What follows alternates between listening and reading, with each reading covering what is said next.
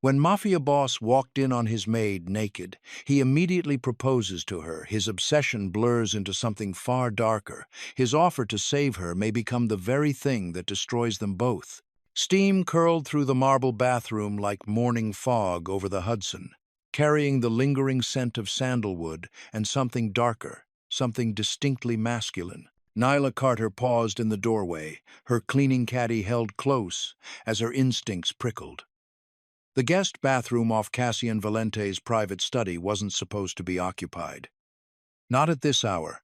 The morning staff meeting had confirmed all overnight. Guests had departed.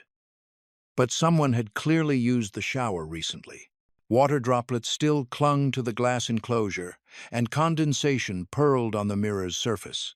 Nyla's reflection wavered in it, her dark curls escaping their practical bun, her uniform crisp despite the early hour.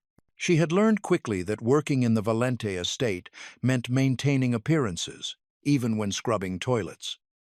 Mr. Valente must have used this one when his was being serviced, she muttered to herself, setting down her caddy. The master suite's plumbing had needed repairs last week. She moved to the shower, reaching for the head to begin the weekly descaling process. The marble was still warm beneath her feet. The door clicked shut behind her. Nyla froze, her heart lurching against her ribs. She turned slowly, already knowing who she would find.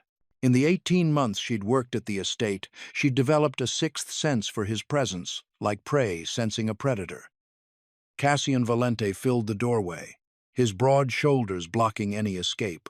He wore a charcoal suit that probably cost more than her yearly salary. The jacket opened to reveal a crisp white shirt and a gun holster that didn't pretend to be invisible. His dark hair was still damp from the shower, and his face, that dangerous, beautiful face, held the same unreadable expression.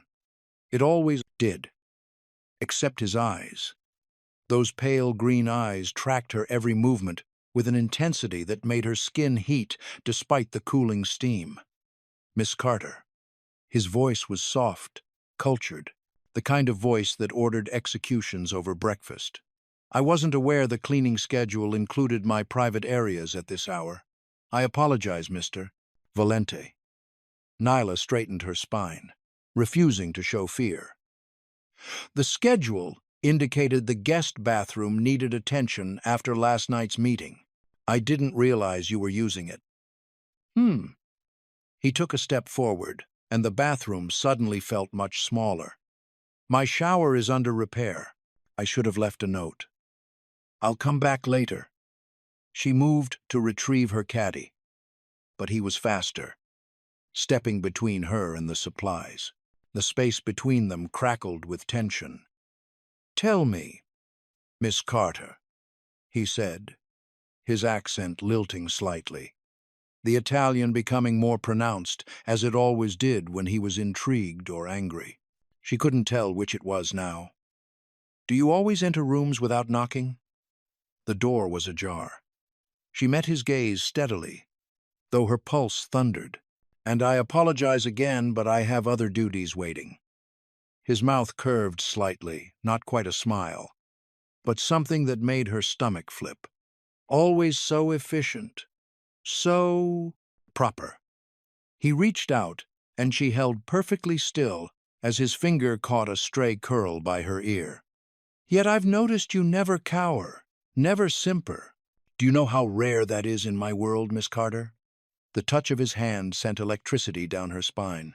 I'm just doing my job, Mr. Valente. Are you? He stepped closer until she could feel the heat radiating from his body. Because I think you're doing something far more dangerous. You're making me notice you. Nyla's breath caught. In the steamy confines of the bathroom, his presence was overwhelming sandalwood and gunpowder and raw male power. She had seen what happened to people who caught Cassian Valente's attention. They tended to disappear one way or another. I don't want to be noticed, she whispered. His finger trailed down her jaw, barely touching but leaving fire in its wake. Too late. The moment stretched between them, taut as a tripwire. Nyla knew she should step back, should maintain professional distance. But something in his eyes held her captive, something that looked almost like hunger, like need, like the careful control he wore like armor was finally cracking. "Sir," she managed, "I should—" The door burst open, making them both turn. Enzo Rinaldi, Cassian's consigliere, stood there with a tablet in hand. He took in the scene, their proximity, the steam, the tension, and his expression flickered before smoothing into careful neutrality. "Apologies, boss. The Mexicans are on the line. They won't wait." Cassian's hand dropped, but his eyes stayed on Nyla for a long moment before he turned away. "We'll continue this discussion later, Miss Carter." She watched him leave, her heart still racing. Only when his footsteps faded did she sag against the marble wall, letting out a shaky breath. The bathroom felt colder without him, the steam dissipating into ordinary air. But the heat in his eyes, the promise in his touch that lingered like a brand on her skin. And somehow, Nyla knew that everything had just changed. In the Valente estate, attention from the boss was either a death sentence or something far more dangerous. She wasn't sure which one this was yet. With trembling hands, she gathered her cleaning supplies and fled the bathroom, leaving the descaling for another day. But she couldn't outrun the certainty that Cassian Valente's careful control had cracked, and she was the one who had cracked it. The thought terrified her, the thought thrilled her, and somewhere in between those two emotions lay a truth she wasn't ready to face. That maybe, just maybe, she had been wanting him to notice her all along. The marble floors gleamed beneath Nyla's methodical strokes, her quiet humming echoing through the empty gallery of the Valente estate.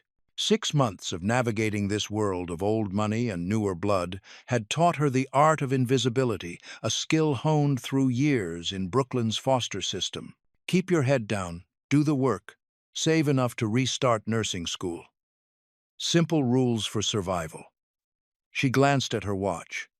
6:45 a.m. The night shift security detail would be changing soon. She could hear their measured footsteps and crackling earpieces in the distance. Gathering her cleaning supplies, she headed toward the guest bathroom off the private study, breaking her own cardinal rule of avoiding the family wing whenever possible. Staff bathrooms still out of order, she muttered to herself, justifying the breach in protocol. Steam curled from beneath the door, unusual, but not impossible after last night's meeting had run late. The cleaning could wait, but the calcified showerhead needed attention before the next wave of Valente associates arrived. In the study next door, Cassian Valente loosened his tie with precise movements, his shoulders tight from 8 hours of negotiations. The leather holster came next, placed on his desk with the familiar weight of authority. He needed water on his face, something to wash away the night's tension. The guest bath would do staff, never used it this early. The door opened. Time froze in the steam-filled space. Nyla stood completely naked, water droplets trailing down her skin, one hand reaching for a towel that hung just out of reach. Cassian's dark eyes met hers for one electric moment. Shock, fury, and something far more dangerous flickering across his face before he caught himself. "Get out." Nyla's voice was steady despite her thundering heart as she snatched the towel, wrapping it around herself with movements that refused to show panic. Cassian's jaw tightened, but he didn't move. "These doors have locks, Miss Carter. I suggest using them. And private rooms have closed doors for a reason, Mr. Valente." The words left her mouth before she could stop them, her Brooklyn spine stiffening despite her vulnerable state. "I suggest knocking." Something shifted in his expression, a crack in the perfect control he wore like armor. He turned away a fraction too late, the image of her already branded in his mind. "This won't happen again."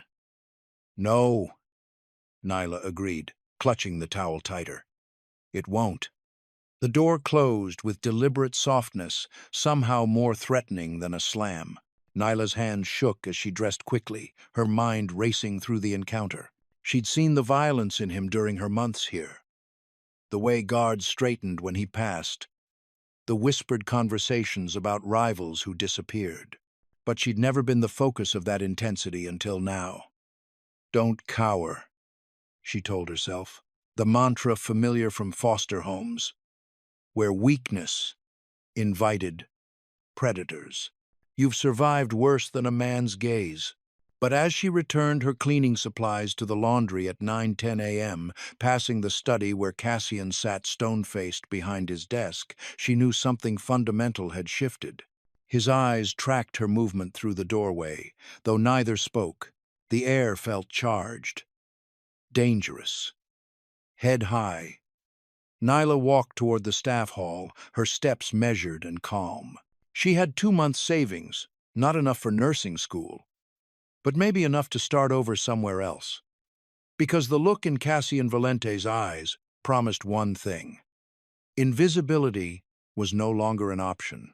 In his study, Cassian stared at nothing, his fingers tracing the edge of his desk. For the first time in years, his legendary control had slipped. The image of her proud even in nakedness. Defiant despite her fear played on repeat in his mind.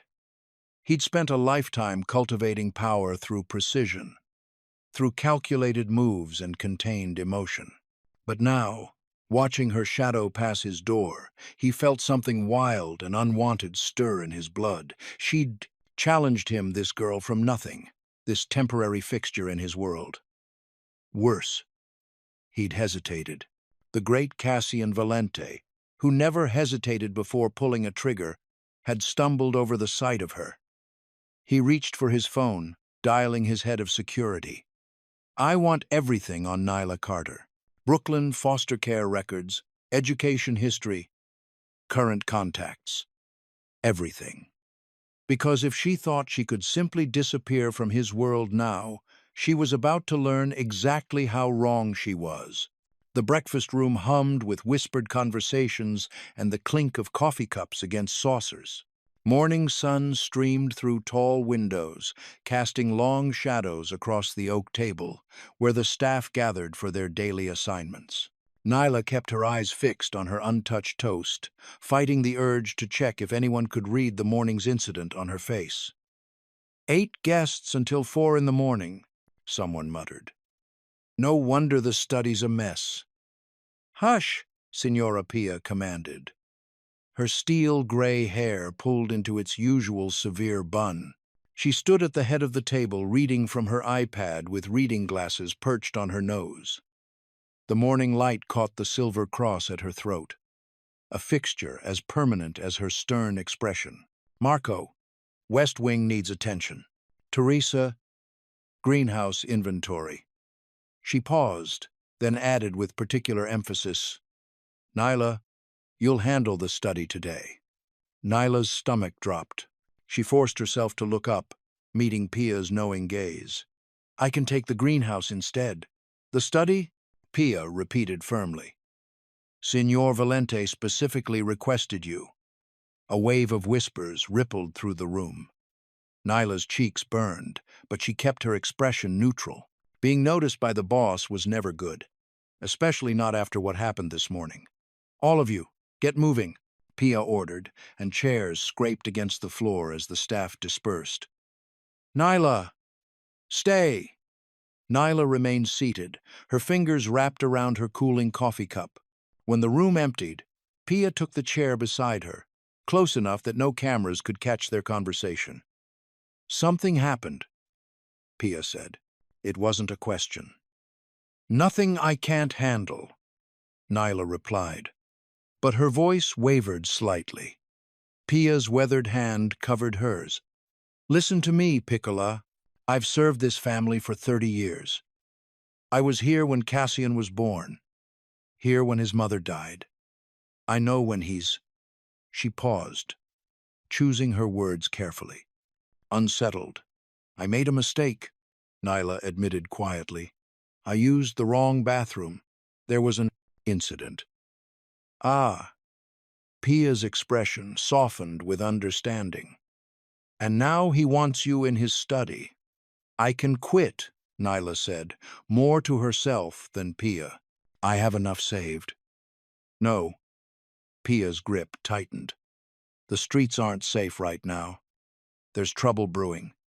I hear things, see things. The security doubled last night. You're safer here. Nyla thought of her tiny Brooklyn apartment, of the nursing textbooks gathering dust under her bed, of the life she'd put on hold when her last foster sister needed help. I don't want to be noticed by men like him. Then don't run, Pia advised. Nothing draws a predator's attention like prey in flight. She stood, straightening her black dress. Clean the study. Be professional. But Nyla? Her dark eyes held a maternal warning. Be careful with him. Cassian Valente isn't like his father. He's worse. When he wants something, he doesn't stop until it's his. I'm nobody's property, Nyla said firmly. No, Pia agreed, touching her cross.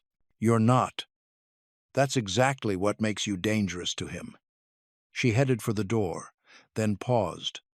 The security cameras in the study will be down for maintenance at 11.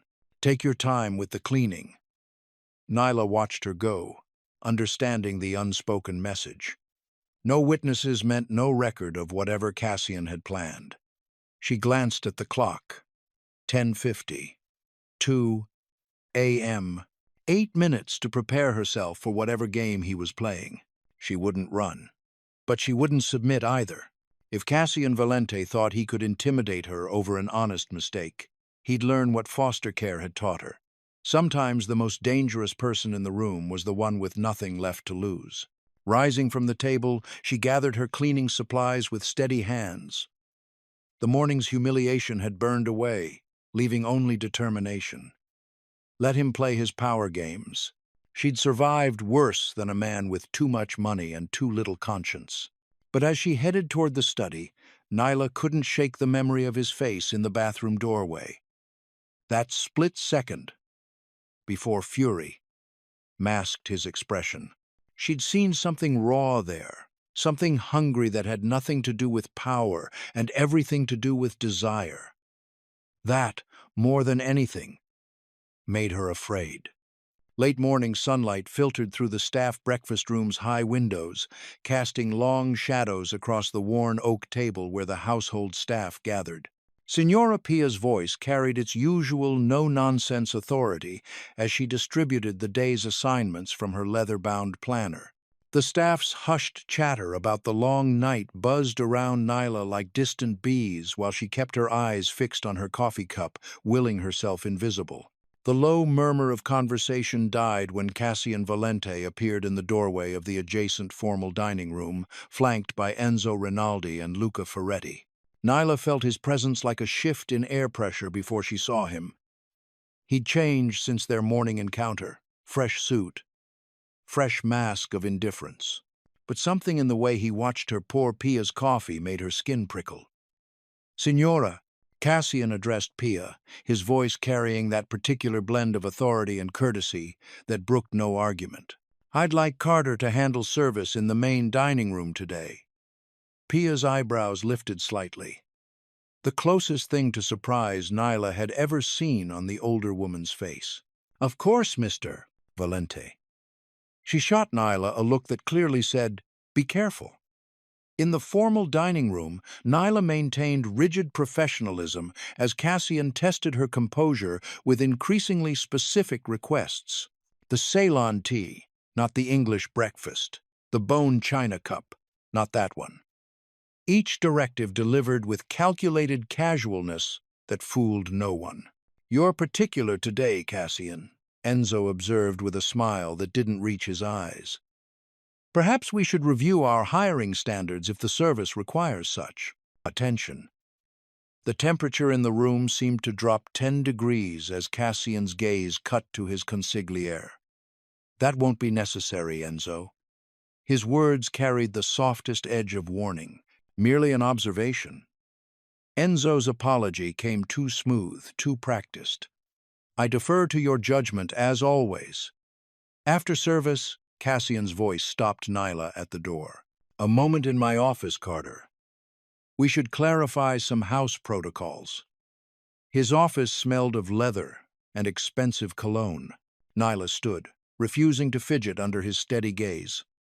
"This morning was an accident," she said before he could speak. "But I won't apologize for existing in spaces I'm required to clean. I don't like surprises in my house." His voice was quiet, controlled. Then knock. The words left her mouth before she could stop them. Something flickered in his eyes. Amusement? Anger? Before his expression settled back to neutral. "That will be all." Later, in the butler's pantry, Nyla attacked the silver with perhaps more vigor than necessary. Rain clouds gathered outside, matching her mood as she tried and failed not to remember the scar she'd glimpsed at his collarbone that morning, a pale line that disappeared beneath his collar. The memory made her fingers fumble the spoon she was polishing.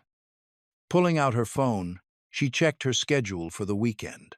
She needed to get back to Brooklyn, needed space from this house and its master's unnerving intensity. Maybe Pia would approve the time off if she finished the silver early.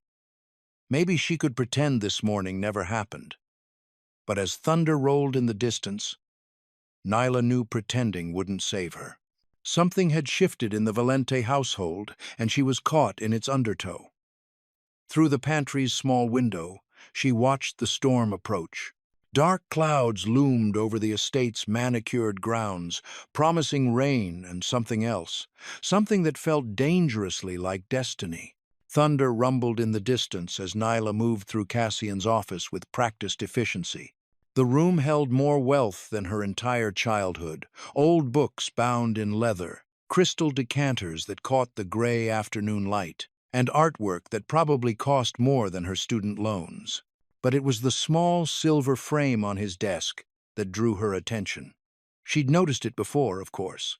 6 months of dusting around it had made her familiar with the crack running diagonally across the glass, like a fault line through an otherwise perfect facade.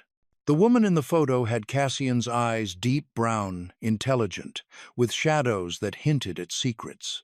His mother, she guessed, those staff whispers about Maria Valente, were always hushed and quick to die. Carefully, Nyla lifted the frame to clean beneath it. Her fingers traced the crack absently, wondering what had caused it. Anger? Grief? The same controlled violence that lived beneath Cassian's smooth exterior? Careful with that.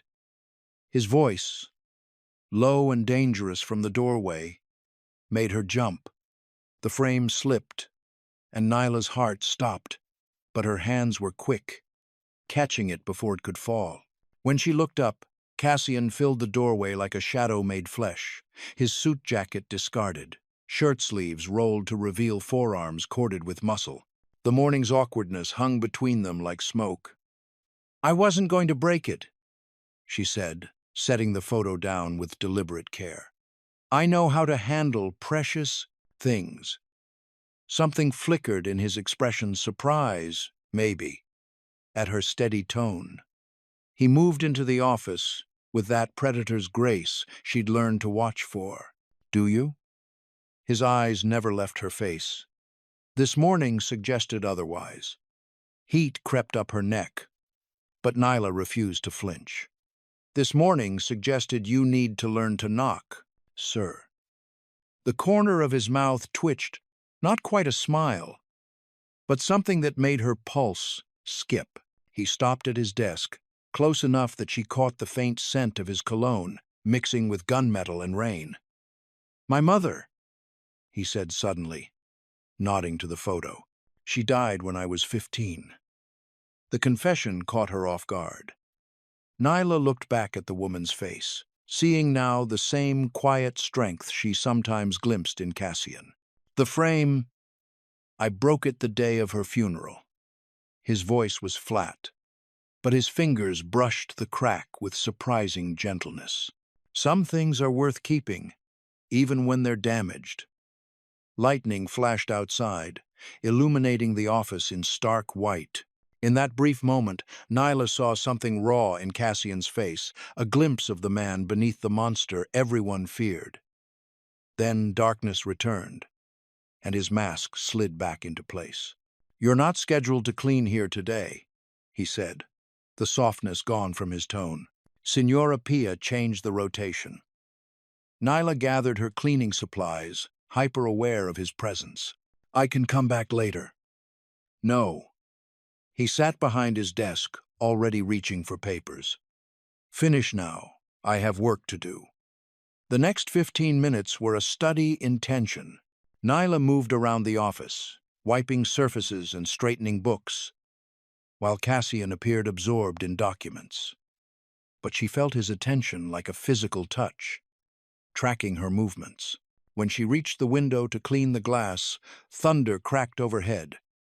She didn't miss how his eyes lifted to her reflection. "The frame," she said as she finished, unable to stop herself. "Why keep it broken? You could replace it." Cassian looked up, and for a moment she thought he wouldn't answer. Then, "Some scars remind us who we are." His gaze held hers. "Why did you leave nursing school, Nyla?" The question jolted her. She hadn't mentioned that in her employment papers. "How did you—" "I know everything about everyone in my house." He leaned back, studying her. "You're trained to handle trauma, to stay calm under pressure. Skills like that, they're valuable here." "I'm just the housekeeper," she said carefully. His smile was sharp as a blade. "No one in my house is just anything." He dismissed her with a nod, but his next words followed her to the door. "Everything serves a purpose, Nyla, even broken things." She left quickly, but his words echoed in her mind. In the hallway, lightning flashed again, and she could have sworn she felt his eyes on her back, watching, waiting, planning something she couldn't yet see. The afternoon light slanted through the study windows as Nyla carefully lifted the silver frame from Cassian's desk. A hairline crack ran through the glass, barely visible, but threatening to spread. Behind it, a woman with Cassian's sharp features smiled, her dark hair swept elegantly away from her face. "Shit," Nyla whispered as the edge caught her palm. A bright bead of blood welled up, falling onto the pristine blotter before she could stop it. "That's my mother's picture." Cassian's voice came from behind her, making her spine stiffen. She hadn't heard him enter. He moved like a shadow when he wanted to. He crossed the room in 3 long strides, his presence filling the space between them. From a drawer, he produced a handkerchief and a small first aid kit with practiced efficiency. "Let me see." It wasn't a request. His fingers were unexpectedly gentle as they caught her wrist, turning her palm upward. The cut wasn't deep, but it bled freely. "I can handle it," Nyla said, trying to pull away, but his grip tightened fractionally. "You shouldn't bleed in my world." His voice was low, almost intimate, as he cleaned the cut with an alcohol wipe. The sting made her inhale sharply, but she refused to flinch. While he worked, Nyla's eyes drifted to the open drawer. A worn rosary lay there, its wooden beads dulled with age. Next to it, more family photos, younger versions of Cassian, always serious, always watching. It humanized him in a way that made her uncomfortable. His thumb brushed across her palm as he secured a small bandage, the touch lingering a moment too long. Heat crept up her neck. "Thank you," she said stiffly, finally managing to reclaim her hand. She left quickly, feeling his eyes follow her to the door. Alone in his study, Cassian stared at the bloodied gauze in his palm. With disturbing deliberation, he folded it into the handkerchief and slipped it into his pocket. The possession of even this small part of her felt both necessary and wrong. "Boss." Luca appeared in the doorway, his expression grim. Movement on the riverfront. Rossi's men. But they're running Severi's patterns. Cassian's jaw tightened. Double the perimeter watch. No one gets within half a mile of this house. His gaze drifted to where Nyla had disappeared. No one. Later, in the staff locker room, Nyla rewrapped her palm. The bandage Cassian had applied already spotted with red.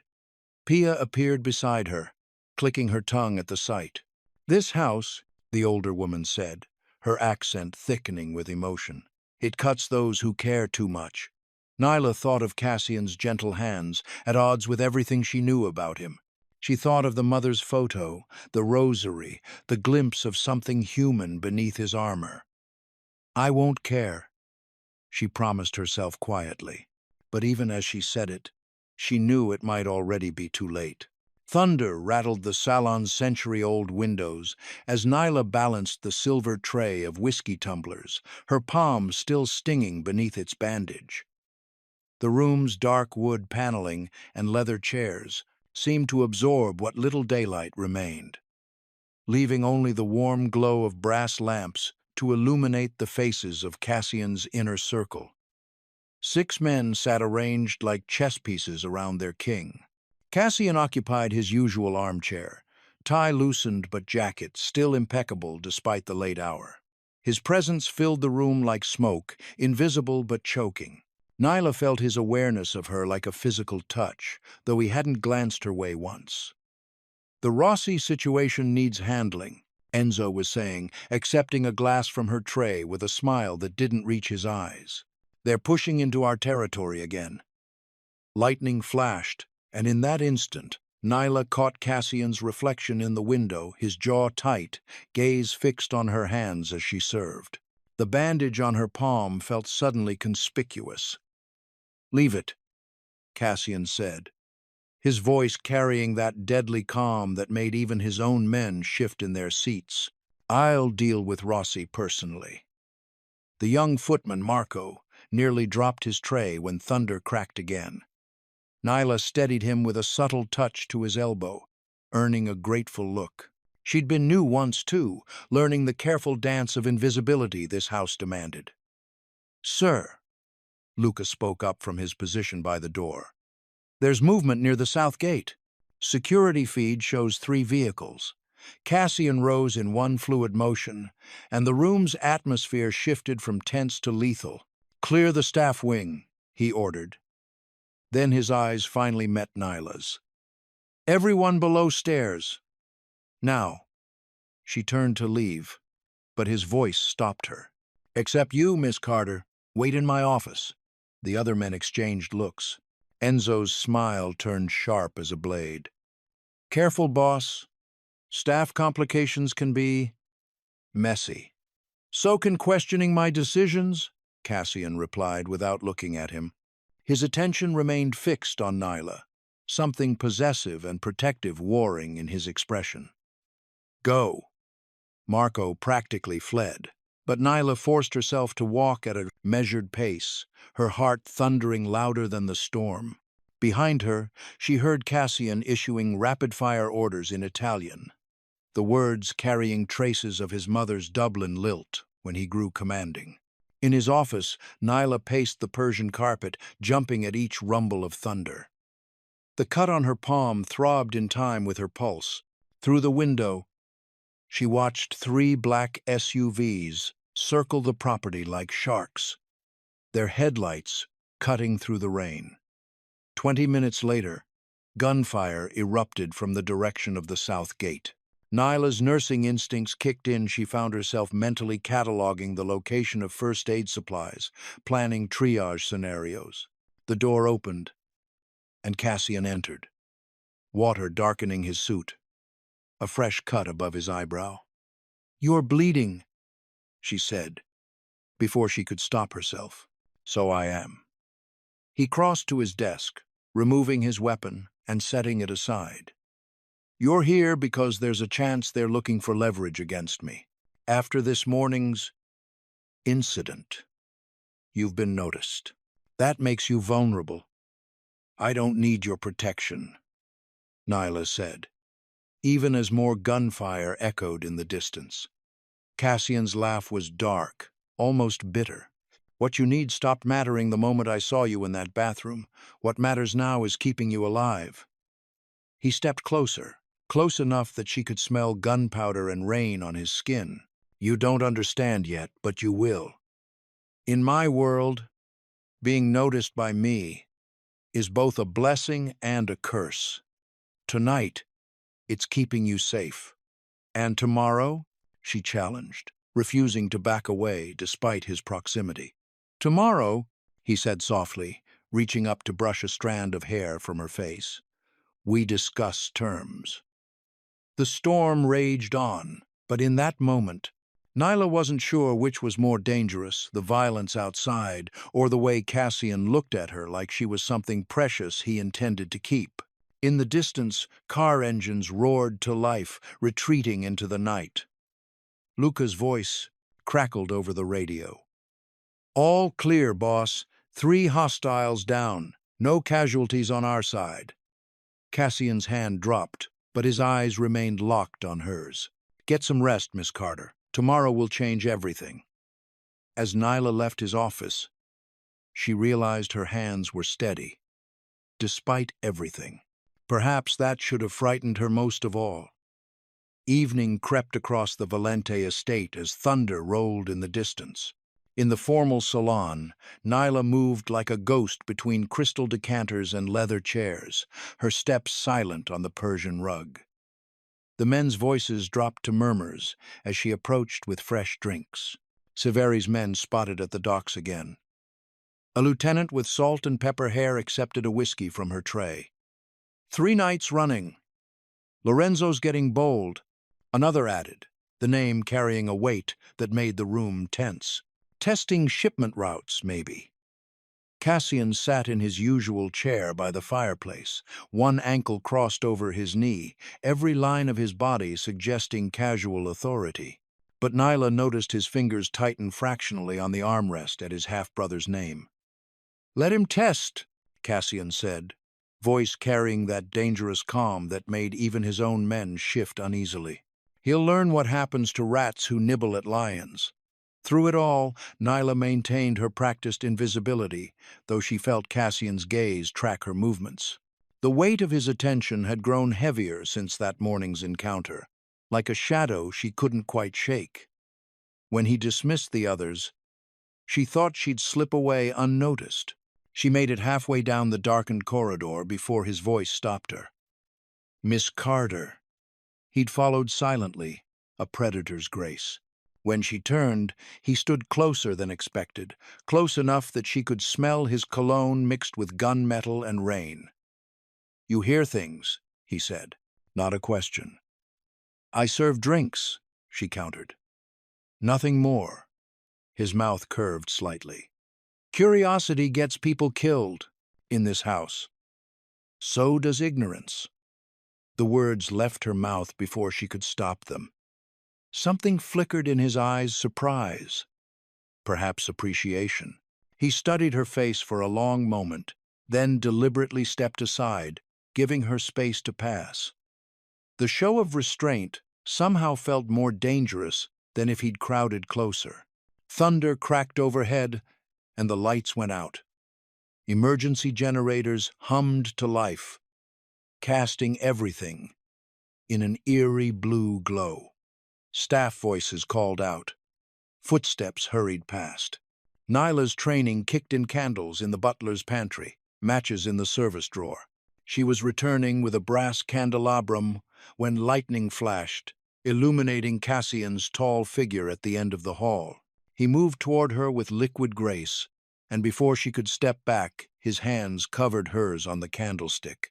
Steady, he murmured, helping her balance the heavy holder. The flame threw shadows across his face, catching on that scar at his collarbone. His knuckles brushed her fingers, calloused and warm. For one charged moment, they stood frozen in the dark, breath mingling in the narrow space between them. Neither moved to close that final distance. Finally, he released her and stepped back. Good night, Miss Carter. Hours later, Nyla sat in her tiny staff room, listening to the storm rage. She logged the power outage in neat handwriting, trying to steady her still trembling fingers. Her phone lit up with a text from Shayla. "Still on for this weekend?" "Yes," she typed back quickly. "Need to get away from here." She triple-checked her door lock before climbing into bed. Through her window, she could see Cassian standing beneath the porte-cochere, rain streaming around him. His hands were clasped behind his back, knuckles white with tension as he stared into the darkness, like a man waging war with his own desires.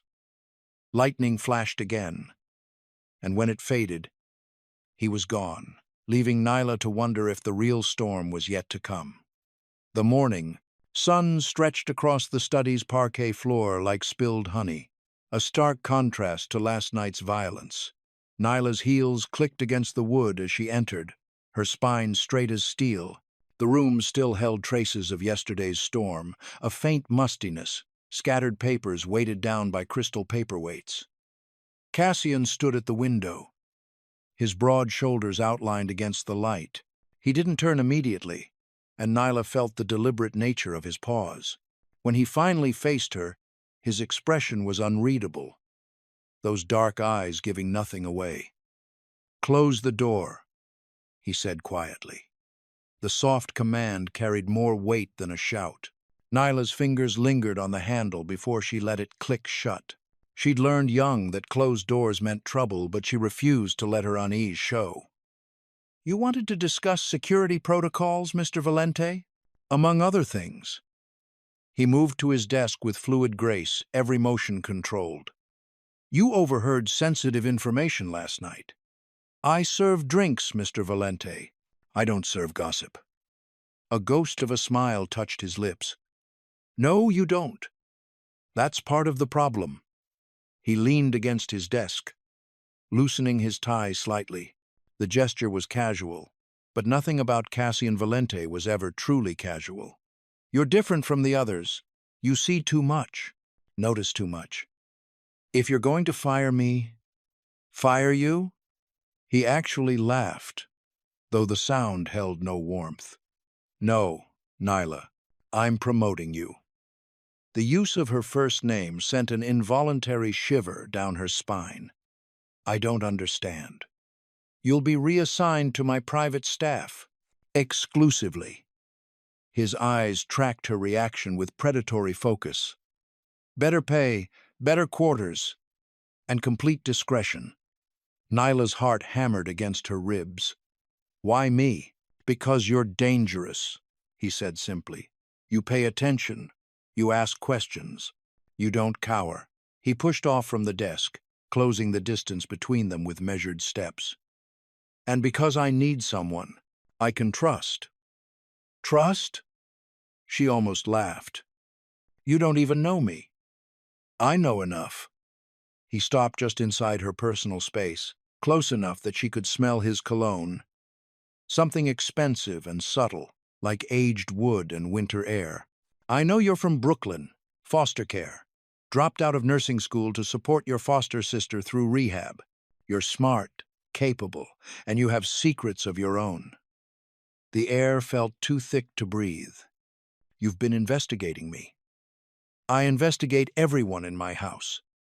His voice dropped lower. "But you're the only one who makes me want to look twice." Lightning crackled between them, that same dangerous energy from last night's storm. Nyla forced herself to meet his gaze. "And if I refuse?" "You won't."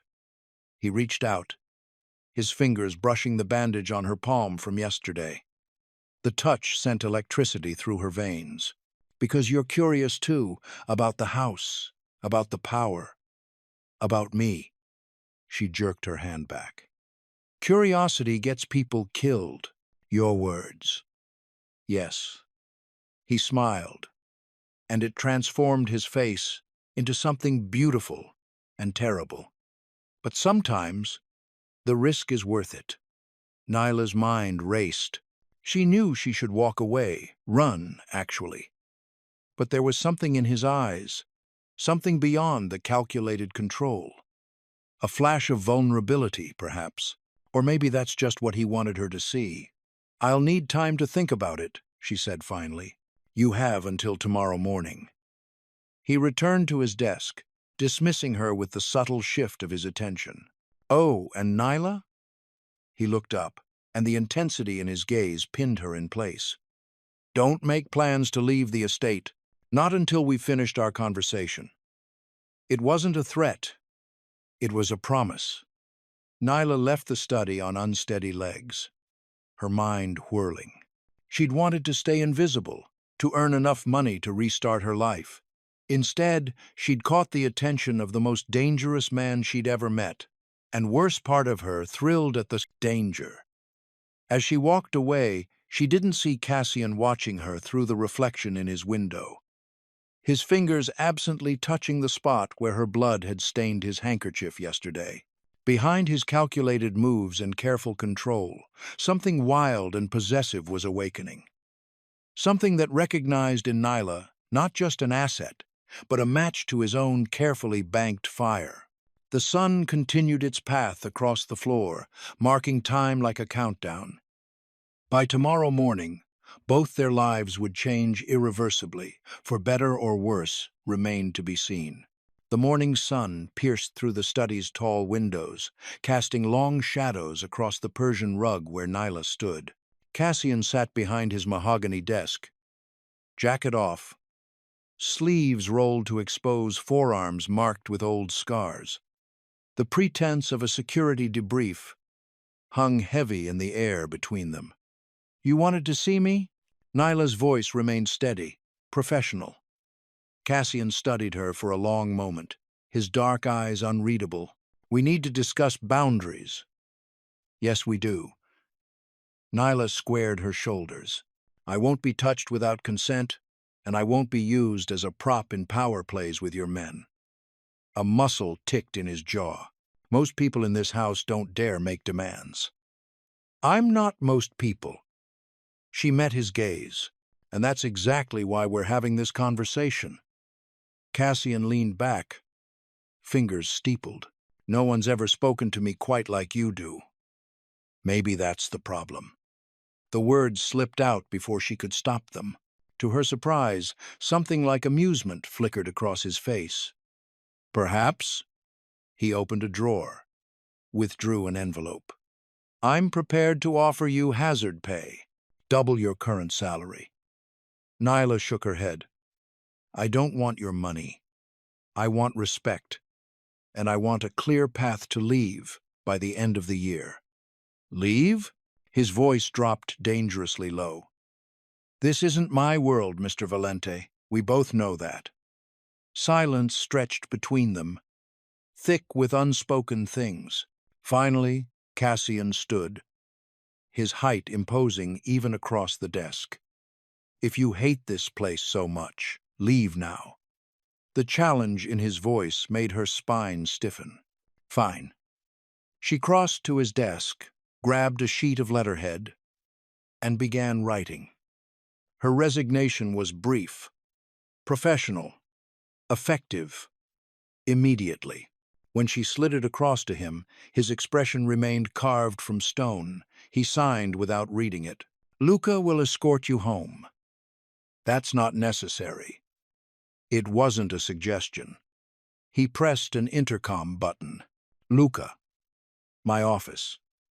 Nyla felt the weight of his gaze as she waited. When Luca appeared, Cassian's instructions were clipped. "Take Miss Carter home. Ensure she arrives safely." She turned to go, but Cassian's voice stopped her. "Nyla." She looked back. Something raw flickered behind his eyes. "Watch your back in Brooklyn." 20 minutes later, she stood in her tiny room, packing a duffel bag with trembling hands. 6 months of her life fit into one small bag. Down in the staff hall, Pia waited to collect her key card. The older woman pulled her into a fierce hug. "Keep your head low, Piccola," she whispered, her accent thick with emotion. Outside, a black SUV idled in the circular drive. Luca held the door for her. His usual stoic expression softened slightly. The drive to Brooklyn passed in silence until they reached her walk-up apartment. "Change your locks," Luca said as she stepped out. "I will." She meant it. As the SUV pulled away, Nyla clutched her bag closer. She didn't look back at the vehicle disappearing into traffic. Didn't want to see if Luca was watching to make sure she got inside safely.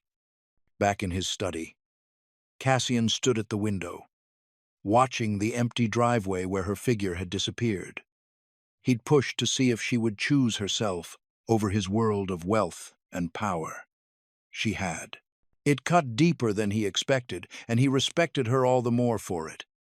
He picked up her resignation letter, ran his thumb over her signature. The paper still held warmth from her hand. With deliberate care, he placed it in his desk drawer instead of filing it with HR. Something told him this wasn't the end of their story. Thunder rumbled in the distance, and dark clouds gathered over the Hudson Valley. Cassian's phone buzzed another report about Lorenzo's men moving closer to their territory. He pushed thoughts of Nyla aside and turned back to his empire, ignoring the hollow feeling in his chest where her defiance had carved out space. But even as he immersed himself in work, one thought lingered. She was the first person in years who had walked away from him by choice. And somehow, that made him want to keep her, more than any submission ever could. Steam curled around Nyla as she stood in her tiny Brooklyn bathroom, letting hot water wash away 6 months of tension from the Valente estate. The familiar creak of old pipes and the distant sound of traffic replaced the estate's oppressive silence. Here, in her walk-up apartment, she could breathe again. After drying off and pulling on soft cotton pajamas, she padded to her kitchen, barely big enough for a 2-burner stove and mini fridge. The simple act of cooking felt like reclaiming her life. She filled a pot with water for pasta, added a pinch of salt, and reached for her phone. Shayla answered on the second ring. "Girl, tell me you really did it. You walked out on the mob? Don't say it like that," Nyla said, putting the call on speaker while she chopped garlic. "But yeah, I'm done. Handed in my resignation this morning. Damn. I mean, I'm proud of you, but..." Shayla's voice held a mix of admiration and worry. "You sure it's that simple?" Nyla's knife paused over the cutting board. For a moment, she saw Cassian's face when she'd handed him her resignation. That flicker of something raw before his mask slipped back into place. "It has to be. I couldn't stay there, Shay. Not after." "After what?" Shayla's tone sharpened. "Did something happen?" The water started boiling, and Nyla dropped in the pasta before answering. "Nothing bad, exactly. Just complicated. There was this moment with him, with Cassian Valente. The boss. Girl, no. Tell me you didn't." "We didn't do anything," Nyla said quickly, stirring the pasta. "But there was this tension, like standing in the eye of a storm, knowing the destruction's coming but being unable to move. That's some poetic shit for a man who probably has people killed," Shayla said dryly. Nyla laughed, despite herself. I know. That's exactly why I had to leave. I couldn't risk getting pulled into that world." She added the garlic to olive oil, inhaling the familiar scent. "Besides, I've been thinking about nursing school again." "For real? That would be amazing. Remember when we used to talk about working together at the clinic?" "Yeah," Nyla smiled, remembering their shared dreams from foster care. "Maybe it's time to try again. I've got some savings from the estate job." A loud crash from somewhere in her building made her jump. Probably just the Rodriguez kids upstairs. But her nerves were still on edge from the estate. "You okay?" Shayla asked. "Fine, just jumpy. Luca, their security guy, told me to change my locks," when he dropped me off. Kind of spooked me. Wait, what?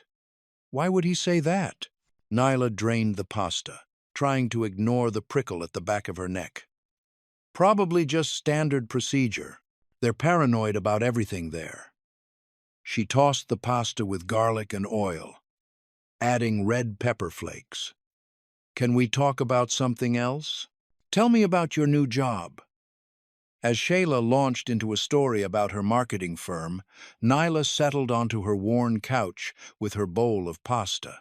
The familiar comfort of home and her best friend's voice helped push away thoughts of dark eyes and gentle hands binding her cut palm. Another thud from upstairs made her pause mid-bite. That one sounded different. Heavier. Closer. Then the lights flickered. "Shay," she interrupted. "Let me call you back.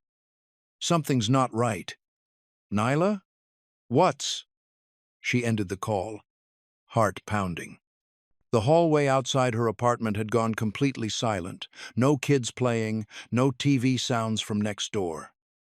Just the kind of silence she'd learned to fear at the estate. The power went out.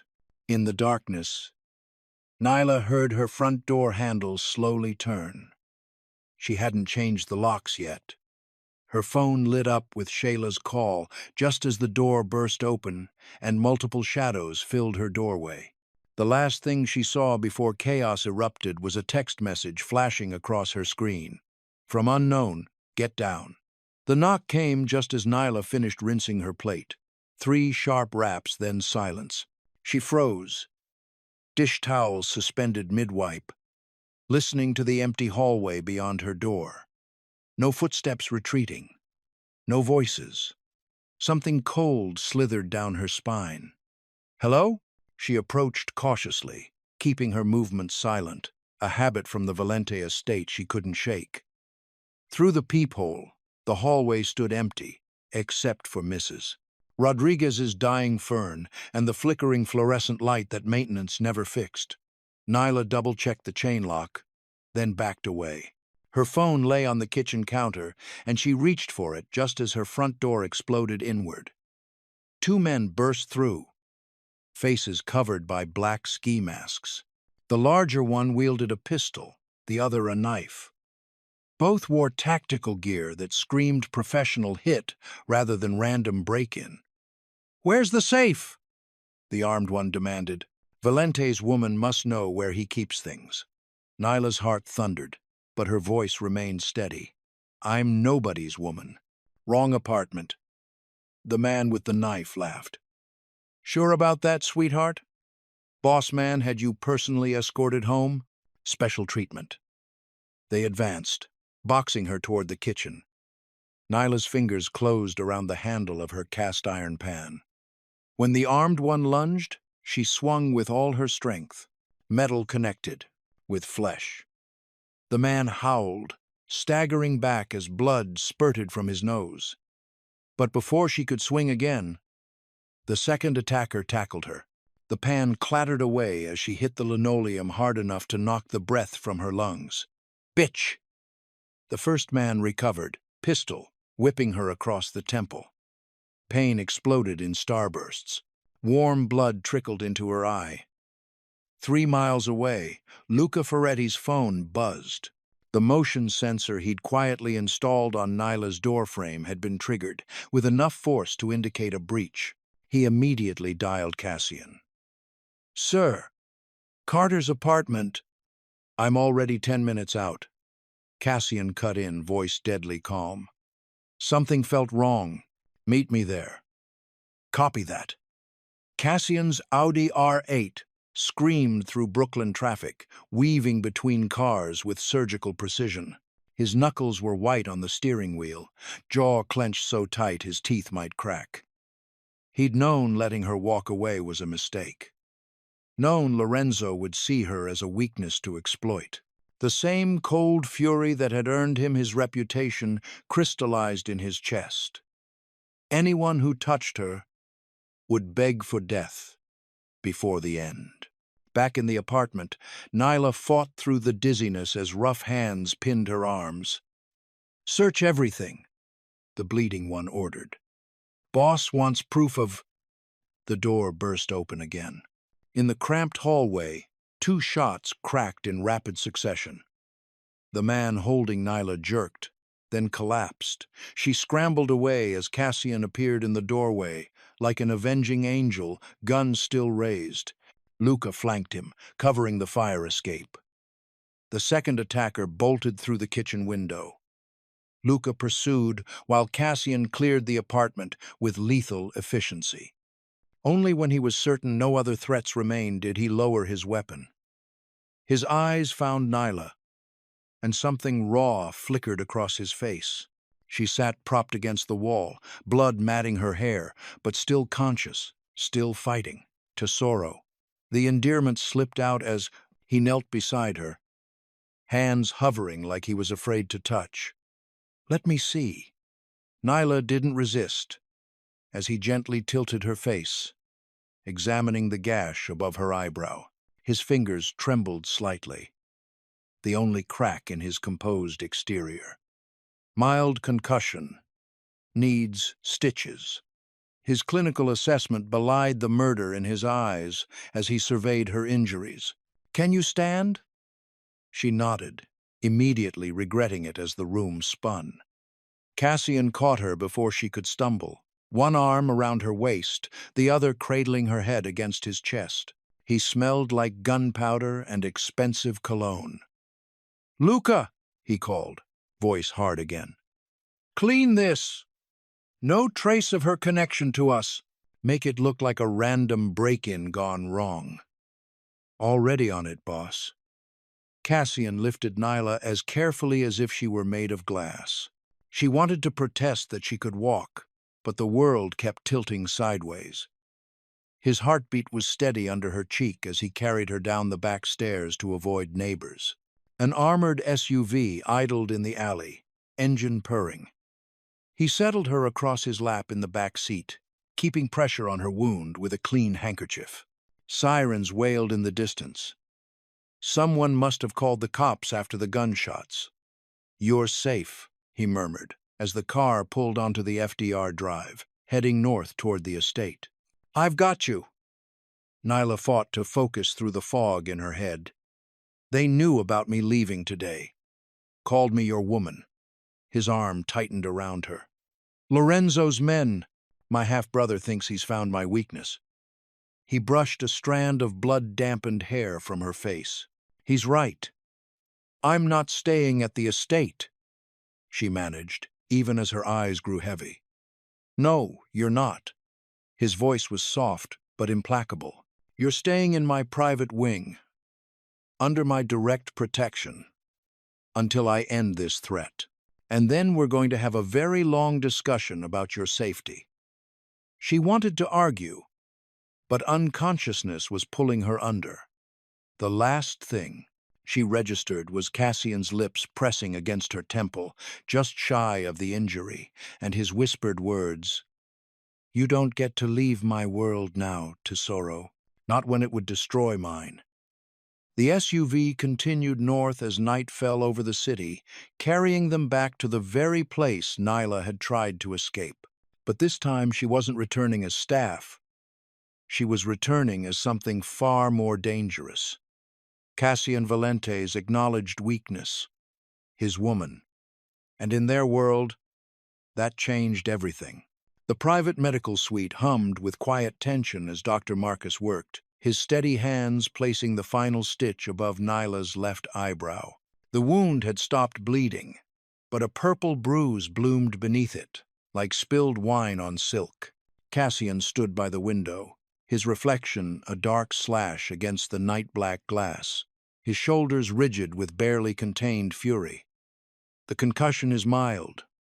"Doctor," Marcus said, disposing of his gloves with practiced efficiency. "But you'll need monitoring for the next 24 hours. He turned to Cassian. "Someone should wake her every 2 hours tonight." Nyla sat perched on the examination table, the paper crinkling beneath her as she shifted. Her clothes still carried the metallic tang of blood, and her hands wouldn't stop trembling. "I can set an alarm on my phone." "You're not going anywhere."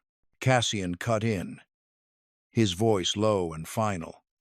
He hadn't moved from his position, hadn't looked directly at her since they'd arrived, but his presence filled the room like smoke. "Doctor," Marcus packed his bag, sensing the mounting tension. "I'll leave written instructions and pain medication." He paused at the door. "Call immediately if she experiences severe headache, vomiting, or confusion." The door clicked shut behind him, leaving them alone. The medical suite's stark lighting cast harsh shadows across Cassian's face as he finally turned to face her. His suit jacket was gone, his white shirt marked with her blood where he'd carried her. "This isn't necessary," Nyla said, hating how her voice wavered. "I can go to my apartment." "Your apartment," Cassian's laugh was bitter, "is a crime scene. Lorenzo's men knew exactly where to find you." He crossed the room in 3 long strides, stopping just short of touching her. "They called you Valente's woman. You understand what that means?" "I'm not your woman," Nyla shot back, though the words lacked their usual fire. Her head throbbed, and the events of the evening played on loop behind her eyes, the crack of gunfire, the copper smell of blood, the terrifying moment when she thought she would die on her own kitchen floor. Cassian braced his hands on either side of the examination table, caging her without contact. "No? Then why did my half-brother send his dogs to hurt you?" His breath fanned across her face, mint and expensive scotch. "You left my protection this morning, and by nightfall, they nearly killed you." "That's not coincidence, Nyla." "I never asked for your protection," she whispered. But even as she said it, she remembered how he'd looked bursting through her door, like vengeance incarnate, dealing death with precise, controlled violence. "You didn't have to ask." His fingers brushed her chin, tilting her face up. The touch was feather, light, at odds with the steel in his voice. "Lorenzo's trying to destroy everything I care about. He's always been jealous, always wanted what's mine." "I'm not yours," Nyla repeated, but her skin tingled where he touched her. Cassian's eyes darkened. "No? Then why can't I stop seeing you? Why does every room feel empty when you leave it?" His thumb traced her jawline, careful to avoid her injuries. "I tried to let you go today. Look how well that worked out." A knock at the door made them both freeze. Alessio Greco entered without waiting for permission, his expression neutral as he took in their proximity. "The cleanup crew's finished at the apartment. No trace of either of you remains." He adjusted his wire-rimmed glasses. "But we have a problem. Lorenzo's people are watching the building. They'll be waiting for her return." Cassian straightened, his face hardening into the mask Nyla recognized from the estate. "Then she doesn't return. She stays here, where I can protect her. And my job? My life?" Nyla demanded, sliding off the table to stand on shaky legs. "You can't just—" "I can arrange a new identity," Alessio offered smoothly. "New papers, new background. It would take a few days, but no." Cassian's voice cut through the room like a blade. "She keeps her name." He turned to Nyla, and something in his expression made her breath catch. "Marry me." The world seemed to tilt on its axis. "What?" "It's the cleanest solution," he continued, as if proposing marriage was as simple as discussing the weather. "You'll have legal protection, security, and my name which carries enough weight to make even Lorenzo think twice." "You're insane," Nyla breathed. "I'm practical." Cassian's lips curved into a smile that didn't reach his eyes. "This way, you stay alive, and I keep what's mine." "A marriage of convenience?" Alessio raised an eyebrow. "The families will talk." "Let them." Cassian pulled something from his pocket, a ring box that looked suspiciously prepared for this moment. He set it on the medical tray beside Nyla. the velvet case dark against the sterile steel. "You have until morning to decide. But remember, Lorenzo won't stop hunting you now. He's seen your value to me." His voice dropped lower. "And I've killed for less than what his men tried to do tonight." With that, he strode from the room, leaving Nyla staring at the ring box as if it might explode. Alessio lingered, his analytical gaze sweeping over her. "He's right, you know," the lawyer said quietly. "Once Lorenzo marks someone, they don't survive long without protection." He adjusted his cuffs, precise as always. "And I've never seen Cassian Valente offer protection through marriage before. Make of that what you will." Alone in the medical suite, Nyla touched her stitches gently, feeling the thread that held her skin together. Outside, rain began to fall again, pattering against the windows like distant gunfire. The ring box sat untouched, a question and a threat wrapped in velvet, while somewhere in the vast estate, a dangerous man waited for her answer. The medical suite's fluorescent lights cast harsh shadows across Nyla's face as consciousness returned in slow waves. Her head throbbed, each pulse a reminder of the attack. The steady beep of the heart monitor anchored her to reality as her eyes adjusted to find Cassian's tall figure by the window, his shoulders rigid with barely contained fury. "Welcome back," he said, voice controlled but rough around the edges. The doctor, a thin man with kind eyes, checked her vitals one last time before stepping away. "How long was I out?" Nyla touched the bandage at her temple, wincing. 2 hours. Cassian moved closer, his presence filling the room. "The concussion is mild. You'll heal." She remembered fragments, the crash of her door splintering, rough hands, cruel laughter. "Valente's woman," she quoted bitterly. "That's what they called me. I'm not your anything." Something dangerous flickered in Cassian's eyes.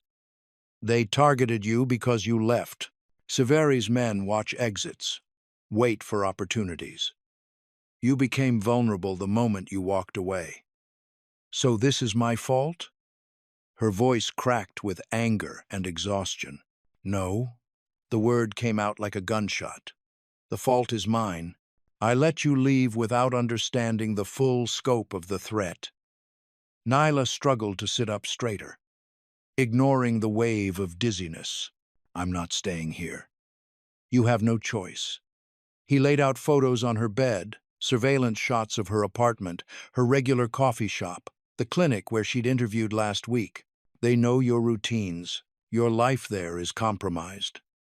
You can't just decide. I can offer solutions." He cut in, softer now. "Daily protection details, secure housing on the estate, a new identity if necessary." "You're talking about erasing my entire life." Tears of frustration burned behind her eyes. "You don't get to make these choices for me." Cassian moved closer, until she could see the flecks of gold in his dark eyes. "I decide only this. You live." The raw conviction in his voice made her breath catch. He turned away abruptly, hands clenched into fists at his sides. Luca appeared in the doorway, his expression grim. "Boss, the attack pattern suggests inside knowledge. Someone knew exactly when she'd be alone." Cassian's gaze drifted to an empty chair in the corner. Enzo's usual spot, but his face revealed nothing. "Double the perimeter tonight. No one in or out without direct clearance." Hours later, Nyla lay awake in the guest suite, staring at the ceiling. The machines hummed a quiet lullaby, but sleep remained elusive. Through the crack under her door, she could see Cassian's shadow. He'd shed his jacket and tie, but maintained his vigil, ignoring the midnight shift change. She pressed her fingers to the bandage again, remembering how gently he'd carried her from the apartment. The man was a study in contradictions, capable of terrible violence, yet treating her wounds with such care. His protection felt like both a cage and a shield, and she wasn't sure which frightened her more.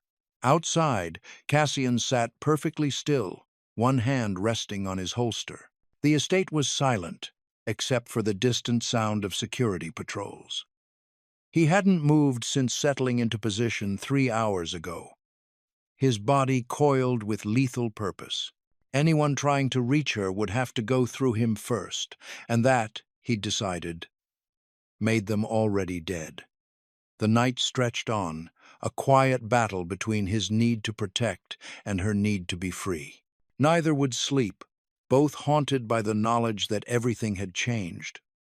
The target on her back meant she was already part of his world. The only question was whether she'd survive it with her heart intact. The October breeze lifted Nyla's hair as she leaned against the stone balustrade, her head still throbbing beneath the bandage. The borrowed cashmere sweater felt too soft against her skin, another reminder that she didn't belong in this world of wealth and violence. Below, armed guards patrolled the manicured grounds with military precision, their black suits stark against the autumn colors. She heard his footsteps before she saw him, measured, deliberate, like everything else about Cassian Valente. When she turned, the sight of him made her breath catch. His usual immaculate appearance had cracked, shirt wrinkled from the night spent in that chair, dark circles beneath his eyes, stubble shadowing his jaw. Yet even disheveled, power rolled off him in waves. "You should be resting," he said, voice rough from lack of sleep. "I needed air." Nyla wrapped her arms around herself, refusing to show how his presence affected her. "Being stuck in that room makes me feel like a prisoner." Something flickered in his eyes. Pain. Maybe guilt. He moved to stand beside her, keeping careful distance. "You're not a prisoner.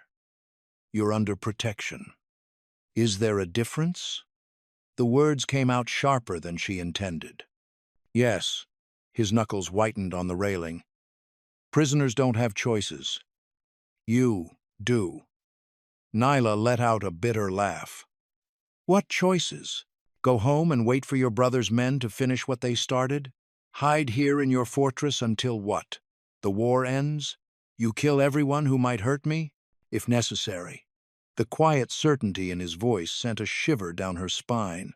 She studied his profile, the hard lines of exhaustion etched around his mouth. "You didn't sleep at all, did you?" "Sleep is a luxury I can't afford right now." He turned to face her, and the intensity in his gaze made her heart stutter. "Someone leaked your location. Someone close. Until I find out who." "You'll what? Kill them too?" She didn't mean to sound accusatory, but fear and frustration made her words sharp. His expression darkened. "To keep you safe?" Without hesitation. The casual admission of violence should have terrified her. Instead, she felt an inappropriate flutter of warmth. "I can't be the reason more people die, Cassian." It was the first time she'd used his first name. His eyes widened slightly, and he took a half-step closer. "You're not the reason. Lorenzo is. My father's sins are—" "The blood was always going to flow, you're just caught in the undertow." "Then let me swim away." She meant it to sound strong, but her voice cracked. "You'll drown." He moved closer still, until she could smell his cologne mixed with coffee and gunpowder. "Lorenzo won't stop. He'll use you to hurt me, and I—" He broke off, jaw clenching. "And you what?" "I can't let that happen." His hand rose, hovering near her face but not touching. "That cut on your head? It should have been mine. Every drop of your blood spilled is my failure." Nyla's heart hammered against her ribs. "I'm not your responsibility. You became my responsibility the moment you stepped into my world." His fingers finally made contact, ghosting over the bandage with impossible gentleness. "But it's more than that now." "You know it is." She should have pulled away. Should have reminded him about boundaries and consent. Instead, she leaned into his touch, just slightly. What are you suggesting? His hand dropped, and he reached into his pocket. The platinum ring he placed on the balustrade between them caught the morning light like a promise or a threat. Marry me. Nyla stared at the ring, then at him, sure she'd misheard. What? A marriage of protection, he clarified, though something in his eyes suggested deeper waters. Legal ties that make you untouchable. My name, my resources, my security, all of it to keep you safe. You're insane. She backed away, shaking her head. We barely know each other. She caught herself before saying criminal. A monster? His smile was sharp enough to cut. Yes, but I'm a monster who can protect you. Who wants to protect you? And what do you get out of this arrangement? His expression softened fractionally. Peace of mind, knowing you're safe, knowing I won't find you bleeding in some Brooklyn apartment because I let you walk away. That's not your burden to carry. Everything in my world is my burden to carry. He stepped closer, and this time she didn't retreat. I'm not asking for your heart, Nyla. I'm asking for your trust. Let me keep you safe. She looked at the ring again, simple, elegant, deadly serious. And if I say no, then I'll still protect you. But it will be harder, more dangerous. His voice dropped lower. Say yes, please. That please undid her. In all the weeks she'd known him, she'd never heard him ask for anything. He commanded, he ordered, he decreed, but he didn't ask. I need time to think, she whispered. He nodded once, sharp and controlled. You have until sunset. After that, Lorenzo's people will know you survived. We'll need to move quickly. As if to emphasize his point, a guard's radio crackled below. Nyla watched Cassian's shoulders tense at the sound, saw his hand drift toward the gun she knew he carried even now. You should rest, she said softly. His laugh was without humor. I'll rest when you're safe. He turned to leave, but paused at the doorway. Whatever you decide, know this. I will burn this city to ash before I let them hurt you again. The quiet conviction in his voice made her shiver. As his footsteps faded down the hallway, Nyla looked at the ring still glinting on the stone balustrade. It wasn't just a ring, it was a contract written in platinum and blood, a promise of protection that came with invisible chains. But as she touched her bandaged head and remembered the terror of last night, she wondered if some chains might be worth wearing. If safety in a gilded cage was better than freedom in a grave. Below, the guards continued their endless patrol. And somewhere in the city, Lorenzo's men were surely plotting their next move. Sunset suddenly seemed very close indeed. The morning sun caught the bruising along Nyla's temple as she leaned against the stone balustrade. Her head throbbed, but the fresh air helped clear the fog of painkillers and fear. Behind her, the library's French doors whispered open.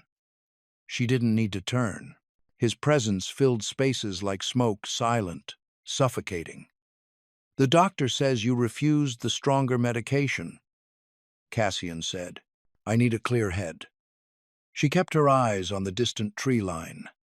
To make decisions. He moved beside her, close enough that she caught the scent of coffee and sleepless nights. His white shirt was wrinkled, the first time she'd seen him less than pristine. The shadows under his eyes matched her bruises. Lorenzo Severi, he said, voice flat, believes hurting you hurts me. As long as you're unclaimed, you're leverage. Unclaimed? Her laugh held no humor. I'm not property. No. Something raw flickered across his face. But in my world, ties mean protection. Status means safety. She finally turned to him. What are you saying? Marry me. The words fell between them like stones. Civil ceremony. Today. Make it legal. Public a shield that makes targeting you suicide for anyone in our circles. Nyla's pulse thundered in her ears. You're insane.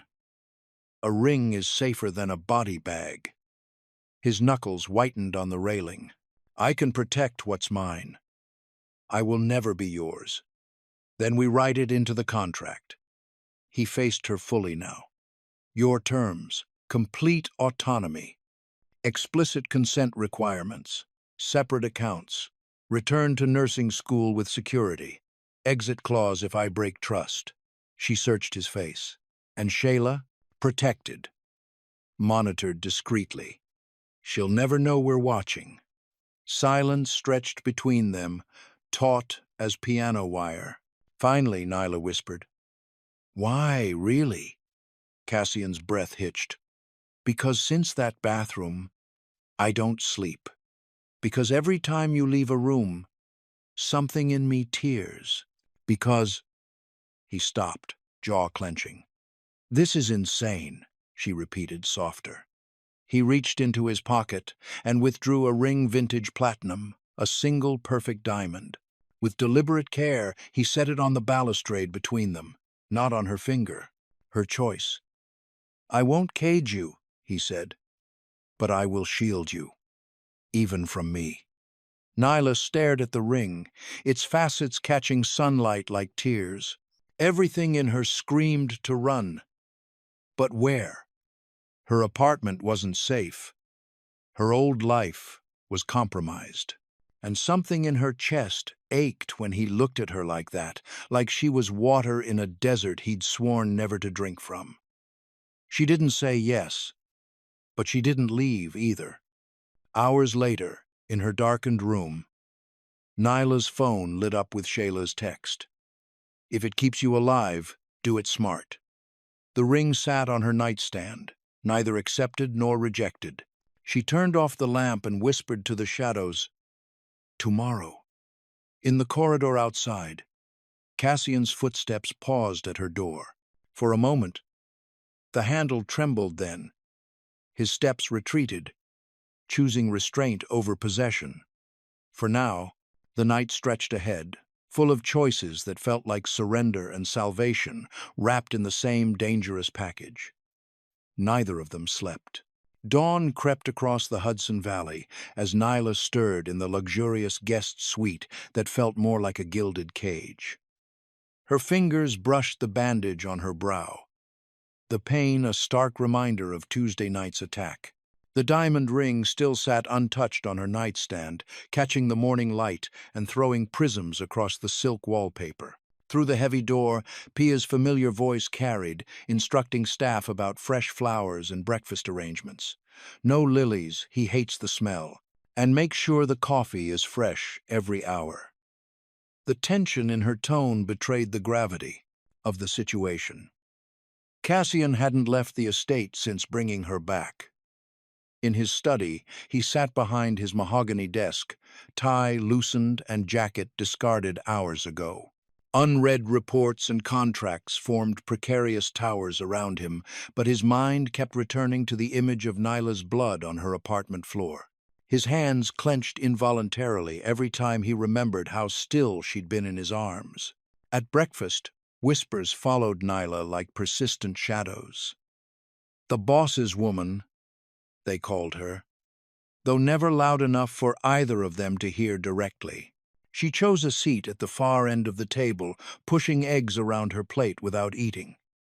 The staff's stolen glances bounced between them like ping-pong balls. Cassian watched her from his position at the head of the table, his own food untouched. Finally, he broke the heavy silence. Walk with me. It wasn't quite a request, but neither was it the command it might have been days ago. The morning air was crisp as they stepped into the manicured gardens. Cassian kept a careful distance as they walked, his shoulders tense beneath his perfectly tailored suit. Lorenzo Severi wants what he can't have, he explained, his voice low and controlled. My territory, my power, my... He paused, choosing his words carefully. Anyone I care about becomes a target. And the marriage? Nyla challenged, stopping beside a marble fountain. Is it really about protection, or is it about ownership? Cassian turned to face her, his eyes dark and honest. Both, he admitted. I need to keep you safe, but I also need... He cut himself off, jaw tightening. Nyla studied him for a long moment, then turned and walked away, leaving him standing alone among the roses. Her footsteps echoed on the gravel path, each one a small act of defiance. The day crawled by, heavy with unspoken words and weighted glances. At 6 o'clock, Nyla returned to her room to find a cream-colored note slipped under her door. The handwriting was elegant but masculine. Dinner at 8. Wear what you like.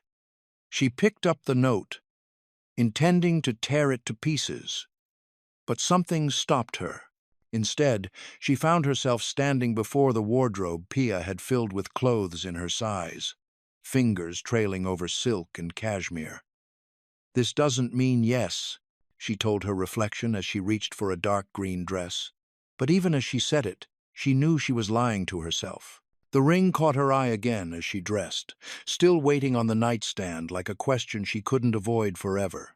Outside her window, storm clouds gathered over the Hudson, promising another night of thunder and lightning-fitting weather for the war brewing in her heart. The private dining room glowed with candlelight, shadows dancing across the dark wood paneling.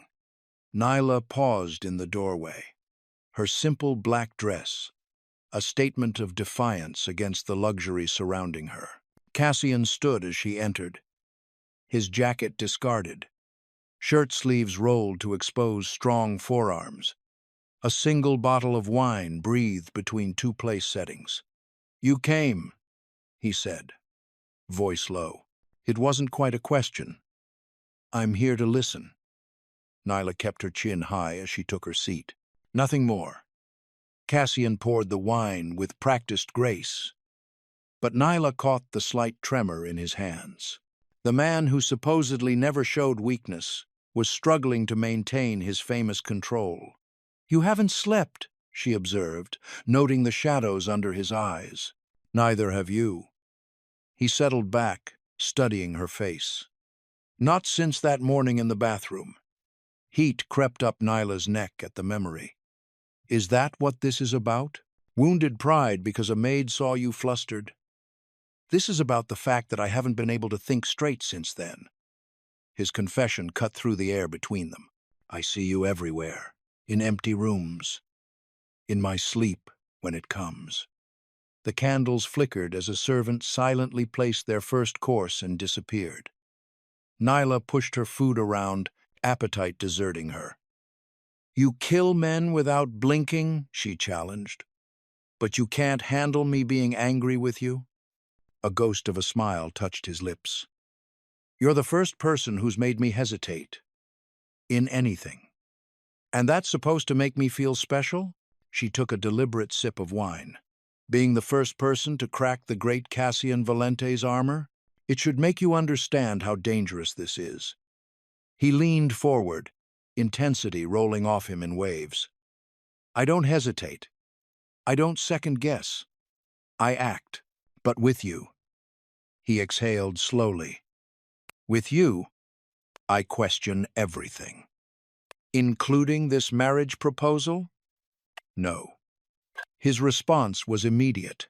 "That's the one thing I'm certain about. Tomorrow, civil ceremony. Quick, quiet, legal, no spectacle." Nyla set down her glass carefully. "And my terms? Your autonomy, your consent, your separate accounts and nursing school." He ticked them off one by one. "Freedom to leave if I betray you. Protection for Shayla. All of it in writing before we sign anything else." The candlelight caught the angles of his face, softening them.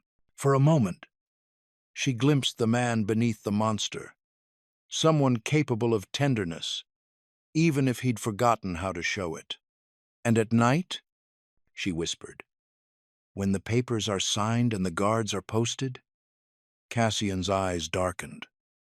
He stood slowly, circling the table until he stood behind her chair. His hands came to rest on her shoulders, barely touching. "That depends entirely on you," he murmured. Nyla tilted her head back to look up at him. His face lowered toward hers, breath warming her lips. For one endless moment, she thought he might kiss her. Instead, he straightened, hands falling away. "It's late. Think about it." She rose on unsteady legs, needing to escape the intensity of his presence. At the door, she paused. "And if I say yes, then tomorrow you become mine to protect." The possessive edge in his voice sent shivers down her spine. "And Lorenzo Severi learns what happens to those who dare touch what's mine." In his study later that night, Cassian didn't look up as Luca entered. "Prepare the paperwork." Across the estate, in her temporary room, Nyla stood at the window. Moonlight painted silver paths across the manicured grounds. Security lights blinked in the distance. "What if I say yes?" she whispered to her reflection. The woman in the glass offered no answers, but her hands had stopped shaking. Somewhere in the darkness, a clock struck midnight. Tomorrow waited like a blade's edge, ready to cut her life into before and after. Friday dawned with steel-gray clouds hanging low over the Valente estate, promising another storm. In the guest suite that would no longer be hers after today, Nyla stood before a full-length mirror, smoothing invisible wrinkles from her cream dress. The simple silk slip dress had appeared mysteriously in her closet that morning. "Pia's doing, no doubt." "Hold still, Piccola," Pia murmured, her weathered hands weaving small white flowers into Nyla's dark curls. "A bride should look like herself, only better." "I'm not really a bride," Nyla whispered, but her heart hammered against her ribs. "This is business." Pia's reflection met hers in the mirror, eyes knowing. "The papers may be business, but the way he looks at you, that's something else entirely." In Cassian's private study, converted temporarily into a makeshift ceremony space, morning light filtered through rain-streaked windows. Cassian stood with rigid posture in a perfectly tailored black suit, his usual mask of control betrayed by the slight tick in his jaw. Luca positioned himself by the door, vigilant as always, while Enzo lounged against Cassian's desk with practiced nonchalance. Alessio Greco, the family's attorney, arranged papers with methodical precision. When Nyla entered, Cassian's breath caught audibly. The cream dress floated around her like mist, making her look both delicate and somehow more powerful. Their eyes met across the room, his dark and intense, hers steady despite her fear. "Shall we begin?" Alessio's clinical tone cut through the tension. The ceremony was brief and utterly devoid of romance, just cold legal statements and signatures that would bind them together on paper. When Nyla's turn came to sign, she hesitated for just a moment, pen hovering above the line. Cassian's hand twitched at his side, but he didn't reach for her. She signed. Cassian stepped forward then, and the room seemed to hold its breath. His lips brushed her forehead, the barest whisper of contact that somehow felt more intimate than a proper kiss would have been. His hand found the small of her back, steadying her, and she couldn't tell if the gesture was possessive or protective. Throughout the day, the changes rippled through the house like aftershocks. The staff's Mrs. Valente felt like they were addressing a stranger. Each time she heard it, Nyla's spine stiffened slightly, the title sitting as uncomfortably as the new weight of the ring on her finger. That night, thunder growled in the distance as Nyla lay in Cassian's massive bed, staring at the shadows dancing across the ceiling. The sheets smelled like him sandalwood and something darker. On the leather couch across the room, Cassian's breathing was too measured to be natural. Neither of them slept.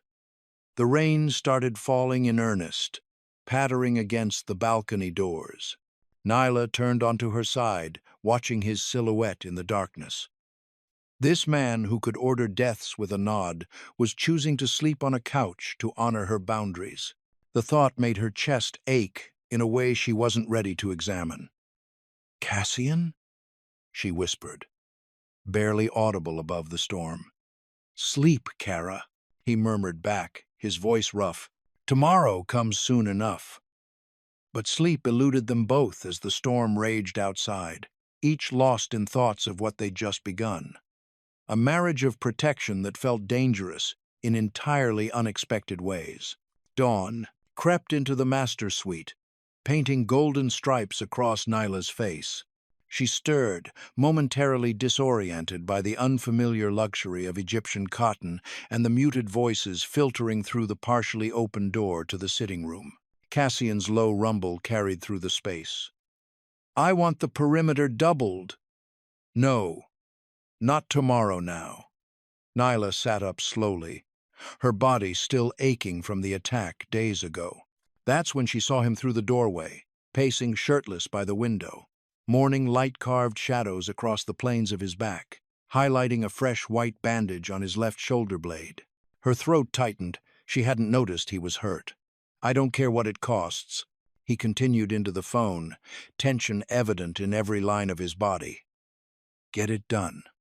Moving quietly, Nyla slipped from bed and padded to the en-suite kitchen. The familiar routine of measuring coffee grounds and watching dark liquid drip into the carafe helped steady her nerves. When she emerged with 2 steaming mugs, Cassian had ended his call but remained by the window, shoulders rigid with barely contained fury. "You're hurt," she said softly, offering him one of the cups.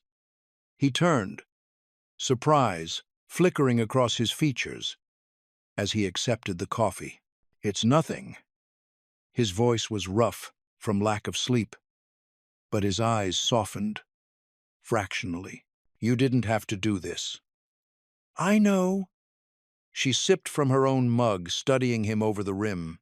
"But apparently we're married now, so—" A ghost of a smile touched his lips. "Apparently we are." By midday, the summer heat had grown heavy, but Cassian insisted on showing her the rose garden. "My mother's sanctuary," he explained as they walked between meticulously maintained bushes. "After she died, I kept everything exactly as she left it." They stopped before a white marble statue of a woman with gentle eyes. Nyla noticed how Cassian's fingers brushed the base with something like reverence. "She was beautiful," she offered. "She was kind," he corrected quietly. "Too kind for this world." The crack of a gunshot shattered the peaceful moment. Before Nyla could process what was happening, Cassian tackled her to the ground. His body covering hers as security erupted into action around them. Her heart hammered against her ribs as shouts and running footsteps filled the air. "Target in the trees!" someone yelled. "Northwest corner!" Cassian's breath was hot against her ear, one arm cradling her head while the other reached for his weapon. "Don't move," he ordered, but his touch remained gentle, despite the steel in his voice. When the all-clear finally came, he helped her up, checking her for injuries with careful hands. Finding none, his face transformed into something terrible as he turned to his men. "Find them!" he roared. "I want whoever did this dead by sunset." But when he looked back at Nyla, noting how she trembled, his expression changed again. He cupped her face between his palms, thumbs stroking her cheeks. "I won't let them near you," he promised, voice dropping to a fierce whisper. "Never again." That evening, Nyla insisted on treating his wound herself. The scrape from a ricocheting bullet was minor, but her nursing training wouldn't let her ignore it. As she carefully cleaned and rebandaged his shoulder, their eyes met in the bathroom mirror. The contact held, charged with something neither of them was ready to name. His fingers caught hers as she secured the last piece of tape. "Thank you," he murmured. Nyla nodded, not trusting her voice. Because despite everything, the danger, the fear, the fact that this marriage was supposed to be just for protection, she couldn't deny the way her skin tingled where they touched, or how her heart raced for reasons that had nothing to do with gunfire. She pulled away first, but the warmth of his gaze followed her, long after she left the room. The safe house crouched in darkness against the mountainside, rain drumming steadily on its roof. Nyla stood at the kitchen window, watching security lights catch the downpour, while a pot of stew simmered on the ancient stove. The house felt impossibly small after the vastness of the estate, just a few rooms, worn furniture, and silence, broken only by the storm. Behind her, Cassian leaned against the doorframe, jacket discarded, holster visible beneath his partially unbuttoned shirt. She felt his gaze like a physical touch, but kept stirring the pot. "You cook," he said, not quite a question. "Foster homes teach you fast." She tasted the broth, added Pepper, "or you don't eat." Something flickered in his expression, a crack in the mask. He pushed off the doorframe and approached, stopping just close enough that she caught his cologne beneath the metallic tang of rain. "May I?" He gestured to the pot. She offered the spoon, watching as he tasted with the careful precision he brought to everything. His eyes widened slightly. "This is good." "Try not to sound so surprised," she said dryly. The lights flickered, making them both tense. When they steadied, Nyla forced a laugh. "At least if it's haunted, we'll have something to do tonight." The corner of his mouth twitched almost a smile. It transformed his face, making him look younger, almost vulnerable. He caught her staring, and the mask slipped back into place. They ate at the small kitchen table, lightning occasionally washing the room in stark white. The stew steamed between them, somehow making the safe house feel more like a home than a fortress. Neither mentioned the guards outside or why they were here. Hours later, unable to sleep, Nyla padded downstairs in borrowed sweats. She found Cassian in the living room, dismantling his Beretta by lamplight. The pieces lay in precise order on a cloth, his hands moving with practiced ease. He didn't look up. "You should be resting." "So should you." She sank into the armchair across from him. "Tell me about Lorenzo." His hands stilled. For a long moment, there was only rain and thunder. Then, "My father's bastard, raised by his mother to hate everything. Valente." The gun pieces gleamed as he reassembled them. "Especially me, the legitimate son," she said softly. "The one who got everything he wanted." Cassian's laugh held no humor. "He doesn't know what that house cost me, what my father's legacy demanded."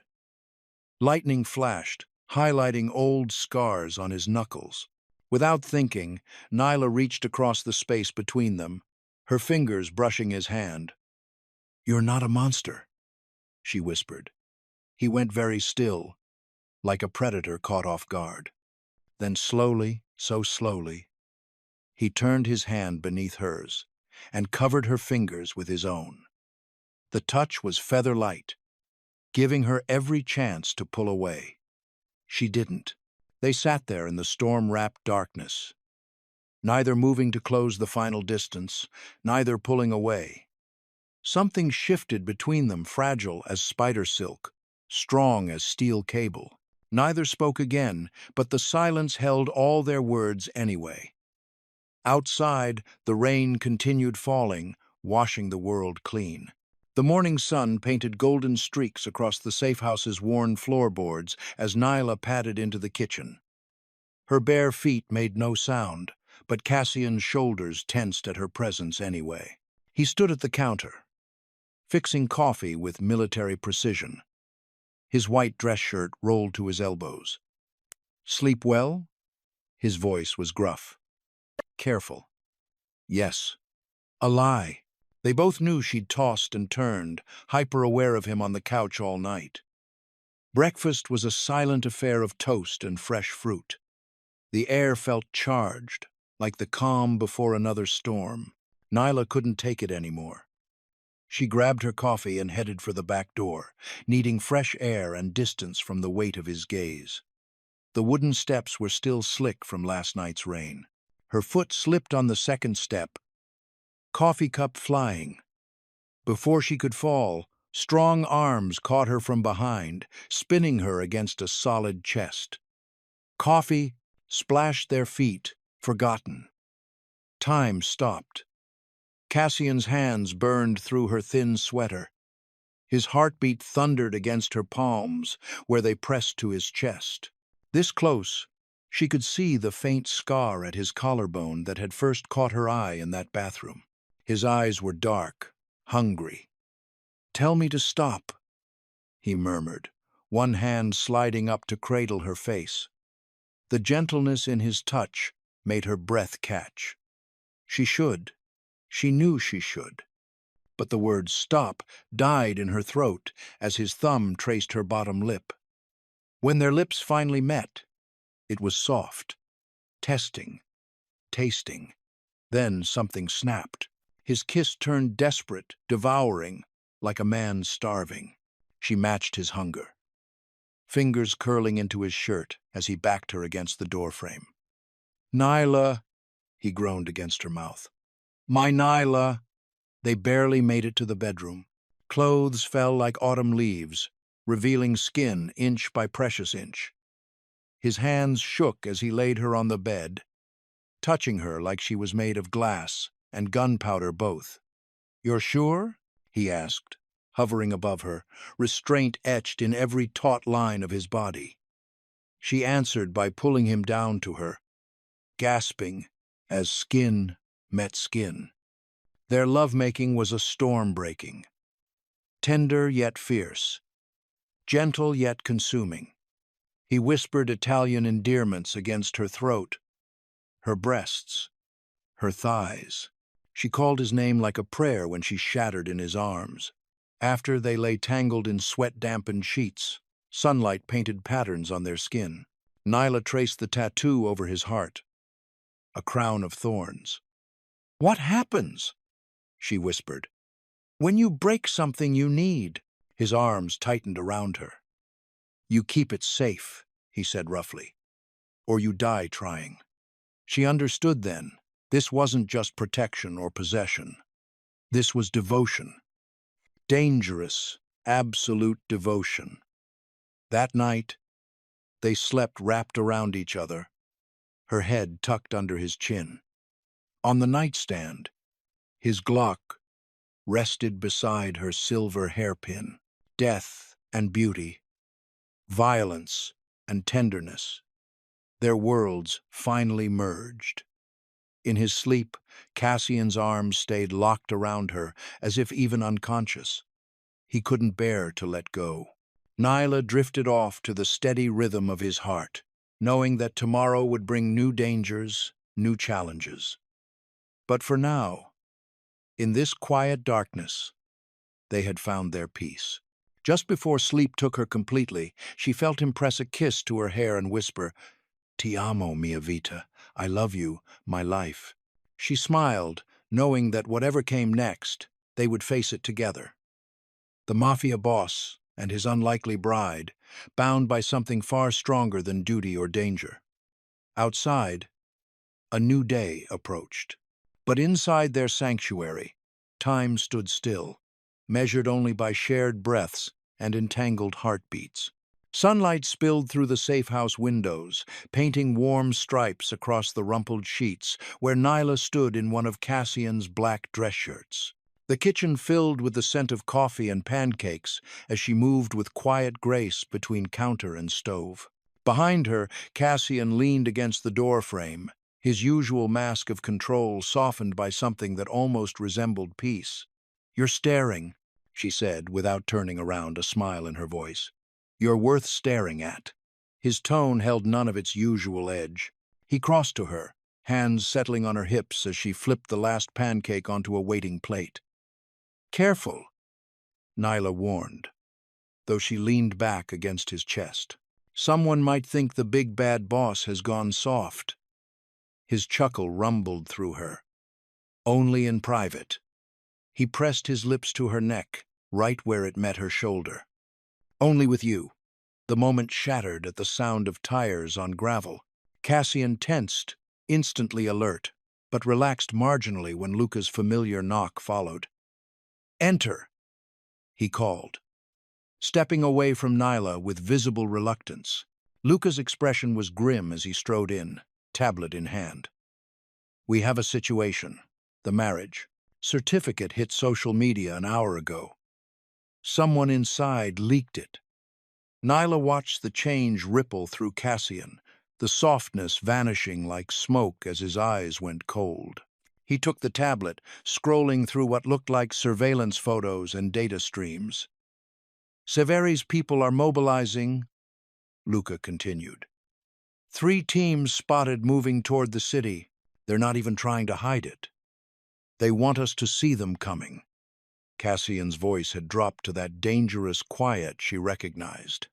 He set the tablet down with careful precision. Full lockdown, triple the perimeter guard. No one in or out without direct authorization. "Wait," Nyla stepped forward. "You can't just—" "I can, and I will." His tone brooked no argument. "Until we plug this leak and neutralize the immediate threat, you don't leave my sight." "That's not what I agreed to." She crossed her arms. "Partnership, remember, not imprisonment." "This isn't a debate." He turned to Luca. "Get me everything on the leak's origin. And find Enzo. I want him here within the hour." "You can't build a cage and call it safety." The words burst from her, with more force than intended. "I won't live like that, Cassian, not even for you." The sound of shattering glass made her jump. Cassian stood with his hand still clenched where he'd gripped the tumbler, tiny drops of blood welling where the shards had cut into his palm. For a long moment, no one moved. Then he crossed to her in 2 swift strides, taking her face between his hands with impossible gentleness, heedless of the blood. "You're everything," he whispered hoarsely. "Everything I can't afford to lose. Do you understand that?" His eyes held hers, raw with an emotion that made her breath catch. This was the real Cassian. Not the Mafia boss, not the calculated strategist, but the man who'd learned every loss came wrapped in blood. "I understand," she said softly. "But you have to understand, too, keeping me alive isn't the same as letting me live." Something flickered across his face. Pain or resignation or both. He pressed his forehead to hers for a brief moment, then pulled away. "Luca, get the cars ready. I need to have a conversation with our consigliere." "Cassian." Nyla caught his sleeve. "Promise me you won't do anything rash." A ghost of his earlier softness returned. "With you? Never." Then his expression hardened again. "With traitors? That's a different story." She watched from the window as he strode out. Luca, falling into step beside him. 3 black SUVs pulled away from the safe house, gravel crunching under their tires as they disappeared down the winding drive.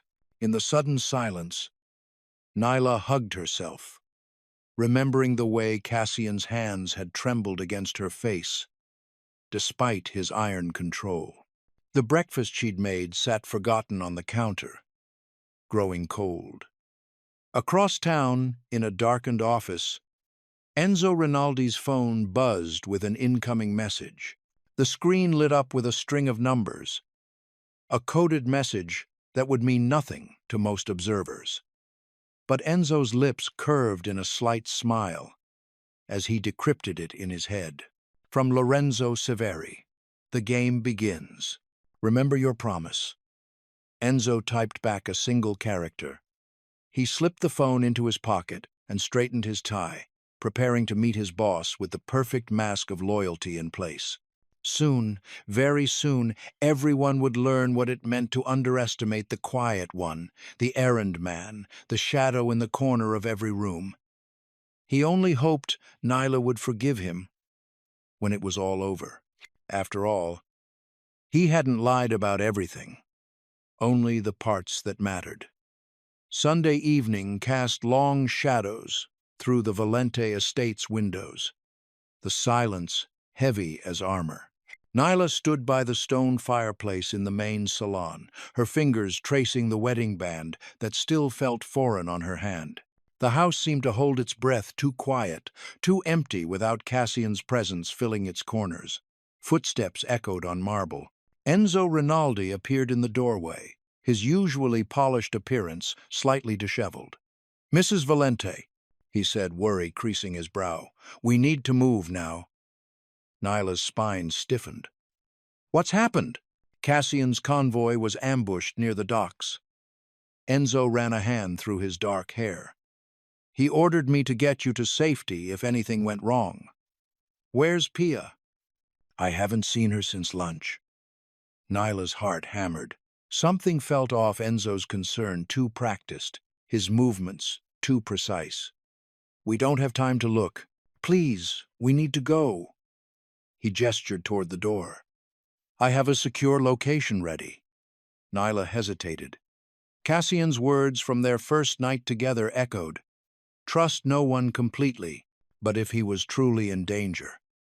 "Let me grab my coat." The drive was tense, silent. Enzo took back roads, avoiding main streets. It wasn't until they passed the third unmarked turn that Nyla's instincts screamed. This wasn't the path to any safe house she knew. "Where are we really going, Enzo?" His mask slipped for just a moment, a flash of cold calculation replacing concern. They pulled up to a warehouse by the river, its metal walls rust-streaked and looming. "Inside," he ordered, dropping all pretense of protection.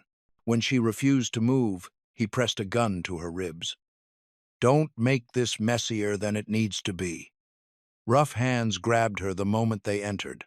Enzo efficiently bound her wrists with zip ties while she fought, landing one solid kick before they subdued her.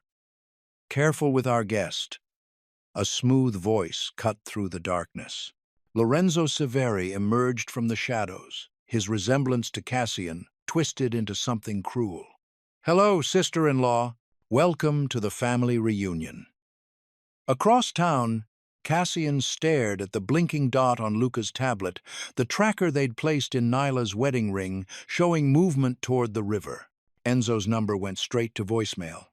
"Sir." Luca's voice was tight.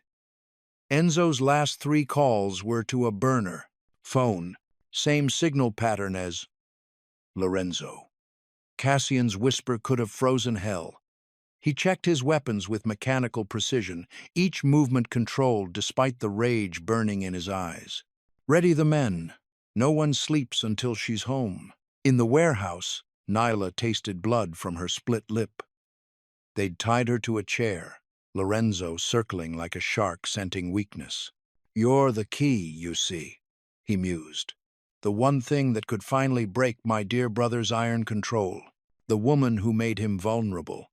"He'll come for me," Nyla said, voice steady despite her fear. Lorenzo smiled. "Oh, I'm counting on it." Tires squealed in the distance, multiple vehicles moving fast. Nyla closed her eyes, whispering into the gathering dark. "He's coming." In the Battery Tunnel, a convoy of black SUVs cut through traffic like shadows given form. Cassian sat in the lead vehicle, his face carved from stone, phone showing Nyla's tracker signal growing stronger. His whispered promise carried the weight of blood. "Hold on, love. I'm coming to bring you home." The night held its breath, waiting for violence to break its silence. Rain drummed against bulletproof glass as Cassian Valente stared through the windshield, his reflection ghost-like against the darkness. The Glock felt alive in his hand, as restless as the storm inside him. 3 black SUVs cut through the night, their headlights carving tunnels through the downpour. "Location?" His voice was winter itself. Luca's hands flexed on the steering wheel. "Tracker puts Enzo at the Severi warehouse, Pier 42. Lorenzo's shell company bought it last spring. He paused, checking the tablet mounted on the dash. Signals steady. They're not moving.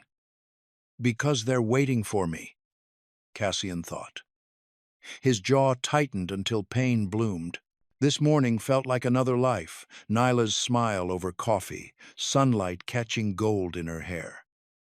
Now all he could see was her face in Brooklyn, blood trickling from her temple. The memory made his trigger finger twitch. Perimeter teams in position? Yes, boss. Silent approach. No lights. They're ready for your command. Cassian closed his eyes briefly, letting the rage crystallize into something sharp and useful. When we breach, Enzo's mine. Anyone else shoot to kill. Miles away, in the warehouse's damp belly, Nyla tested her restraints for the 100th time. The zip ties bit into her wrists, but she'd managed to work one hand against a rusted nail jutting from the chair. Each subtle movement brought her closer to freedom, though her shoulders screamed in protest. Voices echoed from the office above Lorenzo's cultured tones carrying through rotting floorboards. Want him to watch while I break his pretty wife. Then we'll send the video. Nyla's stomach turned, but she kept working. The nail was slowly fraying the plastic. She cataloged everything within reach: a broken pipe, scattered tools, the unstable support beam directly overhead. If she could get free before they started filming. Through grimy windows, she caught movement outside shadows detaching from shadows. Her heart stumbled, then steadied. She knew who was coming. In the convoy's lead vehicle, Cassian checked his weapon one final time. Rain sheeted down the armored sides, and thunder growled overhead like nature itself knew what was coming. He leaned forward, speaking low to Luca. "Kill the lights." On my mark. The SUVs went dark, becoming black shapes in the deluge. Cassian's eyes never left the warehouse looming ahead, a condemned building where his brother waited with the only person who'd made him feel human in years. His phone vibrated. Teams in position. Cassian's finger found the trigger, muscle memory from a lifetime of violence. But this time was different. This wasn't business, this was blood. For her, he whispered, so quietly even Luca couldn't hear. Then louder, "Move in." The convoy rolled forward like a funeral procession, carrying death to those who'd dared touch what was his. Not his possession, his salvation. And he would burn the world to ash to keep her safe. Thunder cracked again, masking the sound of car doors opening. In the warehouse, Nyla felt the zip tie begin to give. Outside, Cassian stepped into the rain, weapon raised, vengeance incarnate. The night held its breath, waiting for the first shot to shatter the silence. The warehouse sat like a dark beast against the midnight sky, its rusted bones creaking in the harbor wind. Inside, Nyla's fingers worked steadily at the nail she'd found, ignoring the bite of metal against her raw skin. One wrist was almost free when the first gunshot shattered the silence. Chaos erupted outside. Rapid fire, shouts, the thunder of boots on metal. Her heart leaped, knowing exactly who had come. They'd underestimated Cassian's response time, and more importantly, his rage. Through gaps in the wooden slats, muzzle flashes lit up the night like deadly fireflies. Nyla finally wrenched her hand free, blood trickling down her palm as she reached for the heavy pipe that had been mockingly just out of reach. When Vito, one of Lorenzo's men, turned to check on her, she swung with everything she had. The crack of metal against skull was sickeningly satisfying. She made it 3 steps before Enzo appeared, grabbing her hair and pressing cold steel against her temple.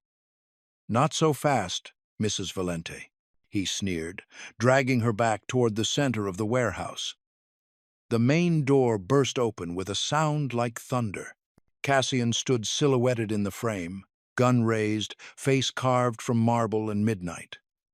His eyes found Nyla first, always first, then narrowed at the sight of the gun at her head. Lorenzo emerged from the shadows, clapping slowly.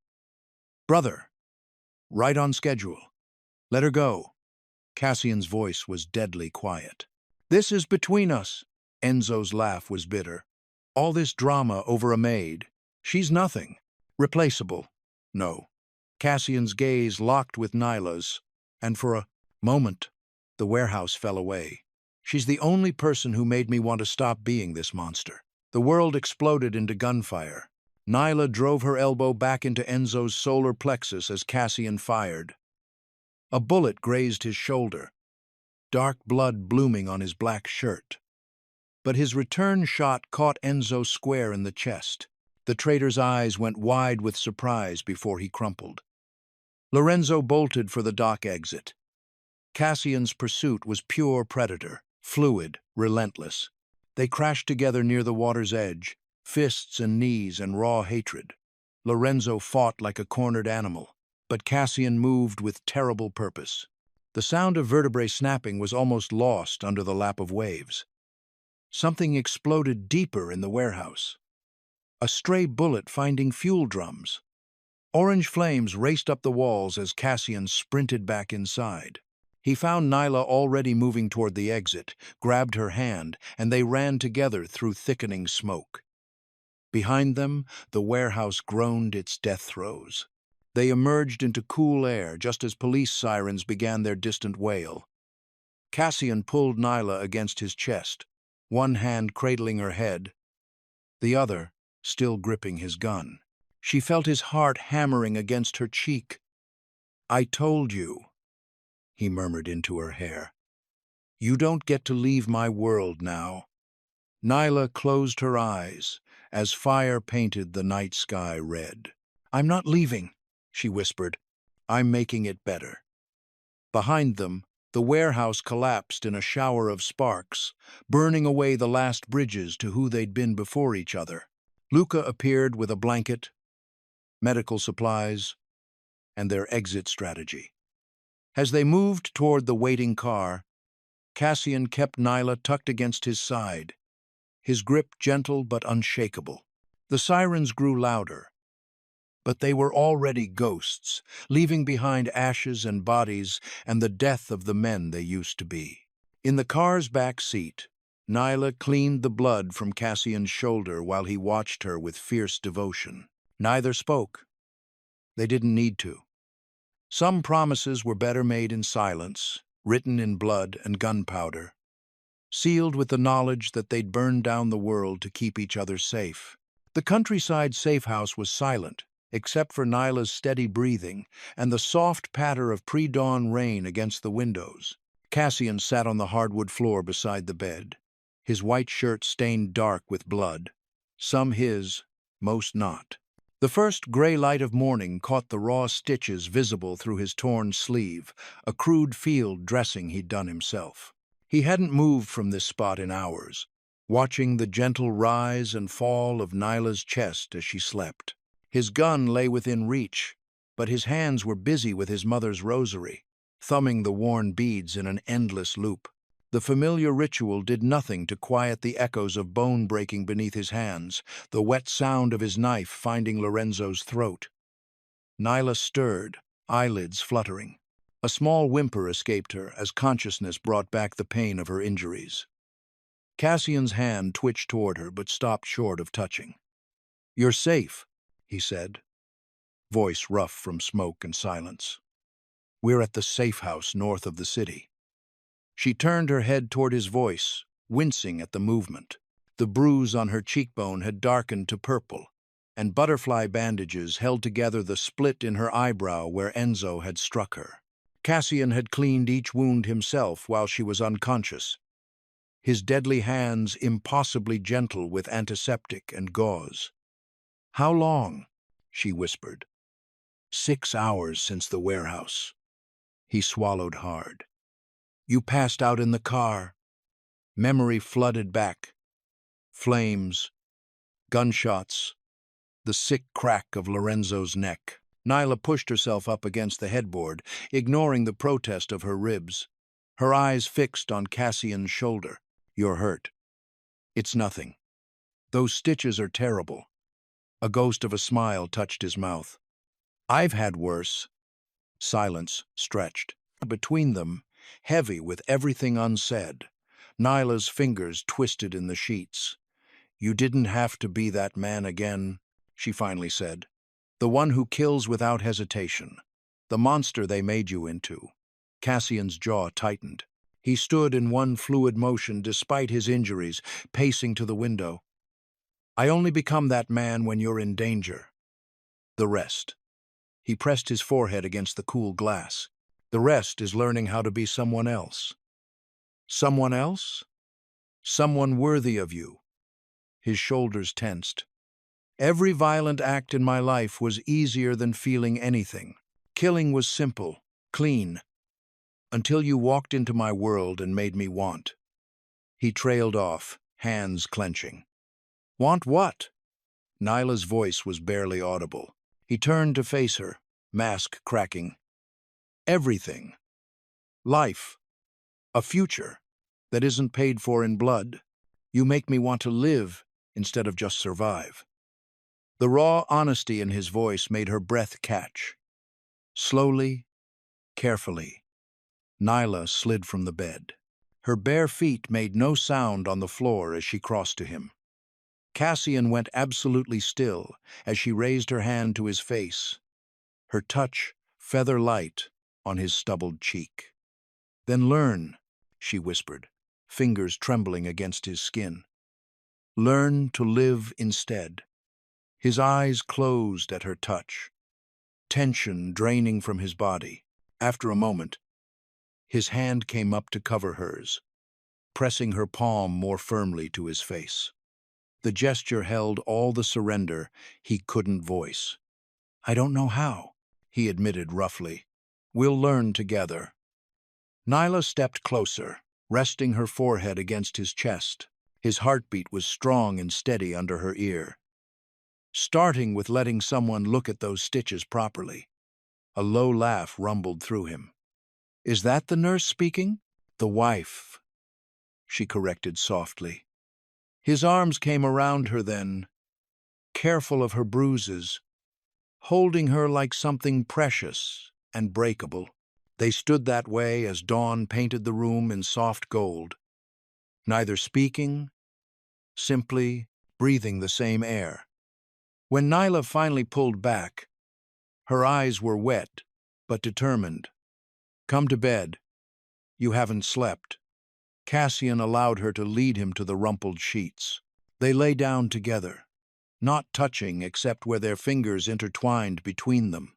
Sunlight streamed through the gauzy curtains, warming their skin. "I would burn the world down to keep you safe," he murmured, already half asleep. Nyla squeezed his hand. "I'd rather you build something with me instead." His only response was a deeper breath, exhaustion finally claiming him. Nyla watched his face smooth out in sleep, traces of the killer falling away until only the man remained. Outside, birds began their morning songs, and a new day dawned over the safe house where a monster was learning to be human again, one heartbeat at a time. Their breaths synchronized unconsciously as they both drifted, finding the first real peace either had known in months. The morning sun painted them in gentle light, transforming the blood-stained warrior and his fierce bride into something softer, if only for this moment. On the nightstand, Cassian's gun lay untouched beside Nyla's hair tie, symbols of their separate worlds slowly becoming one. And in the quiet of dawn, healing began. Monday afternoon, sunlight streamed through bulletproof glass, casting long shadows across Cassian's study. His shoulder throbbed beneath the makeshift sling as Luca delivered his report, standing at parade rest with the precision of his military days. "Lorenzo's lieutenants are turning on each other," Luca said. "The Empire's eating itself alive. Word about Enzo's death is spreading through every family from here to Chicago." Cassian's jaw tightened as he attempted to adjust the sling one-handed. The fabric caught on his cufflink, and he swore under his breath. The past 24 hours felt like a lifetime. The warehouse, the flames, the sound of his brother's neck snapping. But for the first time in years, his mind was clear. "Call everyone in," he said quietly. "Tonight." Luca's expression didn't change, but his shoulders tensed. "All the capos? Everyone." Cassian met his eyes. "It's time to end this. Boss, the Valente Syndicate dies today." The words came easier than he'd expected. "No more thrones built on corpses, Luca. I'm done." "You'll be hunted," Luca warned. "Loyalty warring with practicality. Every rival family will see it as weakness." "Let them come." Cassian's voice was steel wrapped in silk.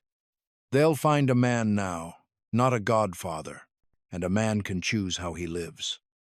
A soft intake of breath drew his attention to the doorway. Nyla stood there, medical supplies in hand, her eyes wide with an emotion he couldn't quite read. Pride? Fear? Both? Luca nodded once, sharp and military. "I'll make the calls." He passed Nyla with a slight bow of his head. Respect earned in blood, and fire. When they were alone, Nyla crossed to Cassian's chair. "Let me fix that mess you call a bandage," she said, setting supplies on his desk. Her hands were gentle as she unwound the hasty dressing. "Careful," he murmured, watching her face. "I'm told I'm a terrible patient. You're terrible at a lot of things." Her lips quirked, like keeping shirts intact. "This is the third one this week. You can take that up with my wife." The word still felt new on his tongue, precious and strange. She paused in her wrapping, meeting his gaze. "Your wife thinks you should invest in Kevlar businesswear." Her touch lingered on his skin. "She'd like you to stick around." The weight of keys in his pocket felt suddenly heavy. Keys to warehouses, safe houses, locked rooms where men had died. He stood carefully, mindful of the fresh bandage. "Walk with me." Outside, the Hudson River rolled past the estate's grounds, eternal and uncaring. Cassian drew the ring of keys from his pocket, steel teeth that had opened doors to power and violence for 3 generations.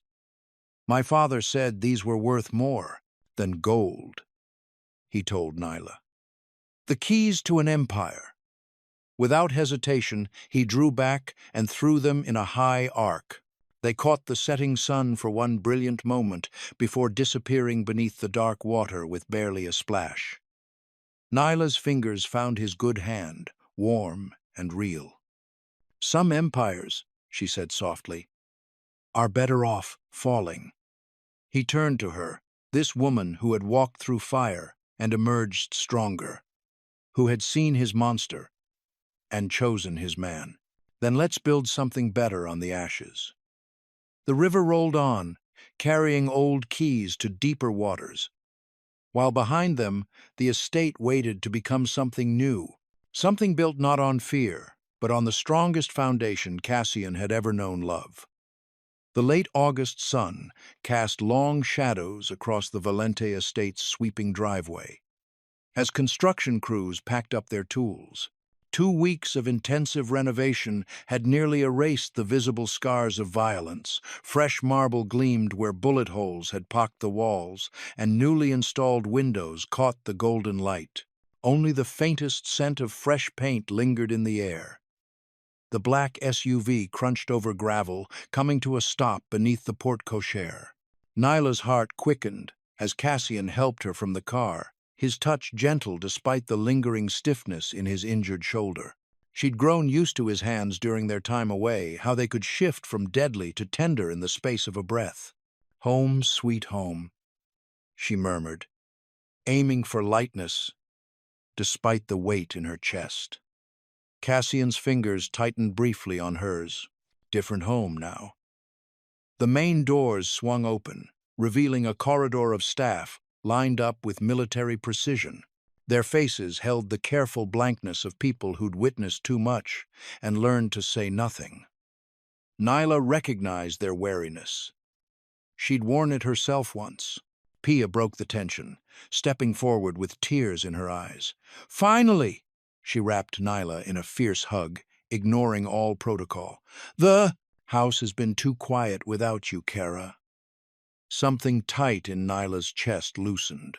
She hugged Pia back, breathing in the familiar scent of lavender and strong coffee that always clung to the older woman's clothes. Behind them, Cassian cleared his throat. The remaining staff snapped to attention, but he waved away their formality. "There will be changes," he announced, voice carrying through the marble hall. "Starting with how this house runs."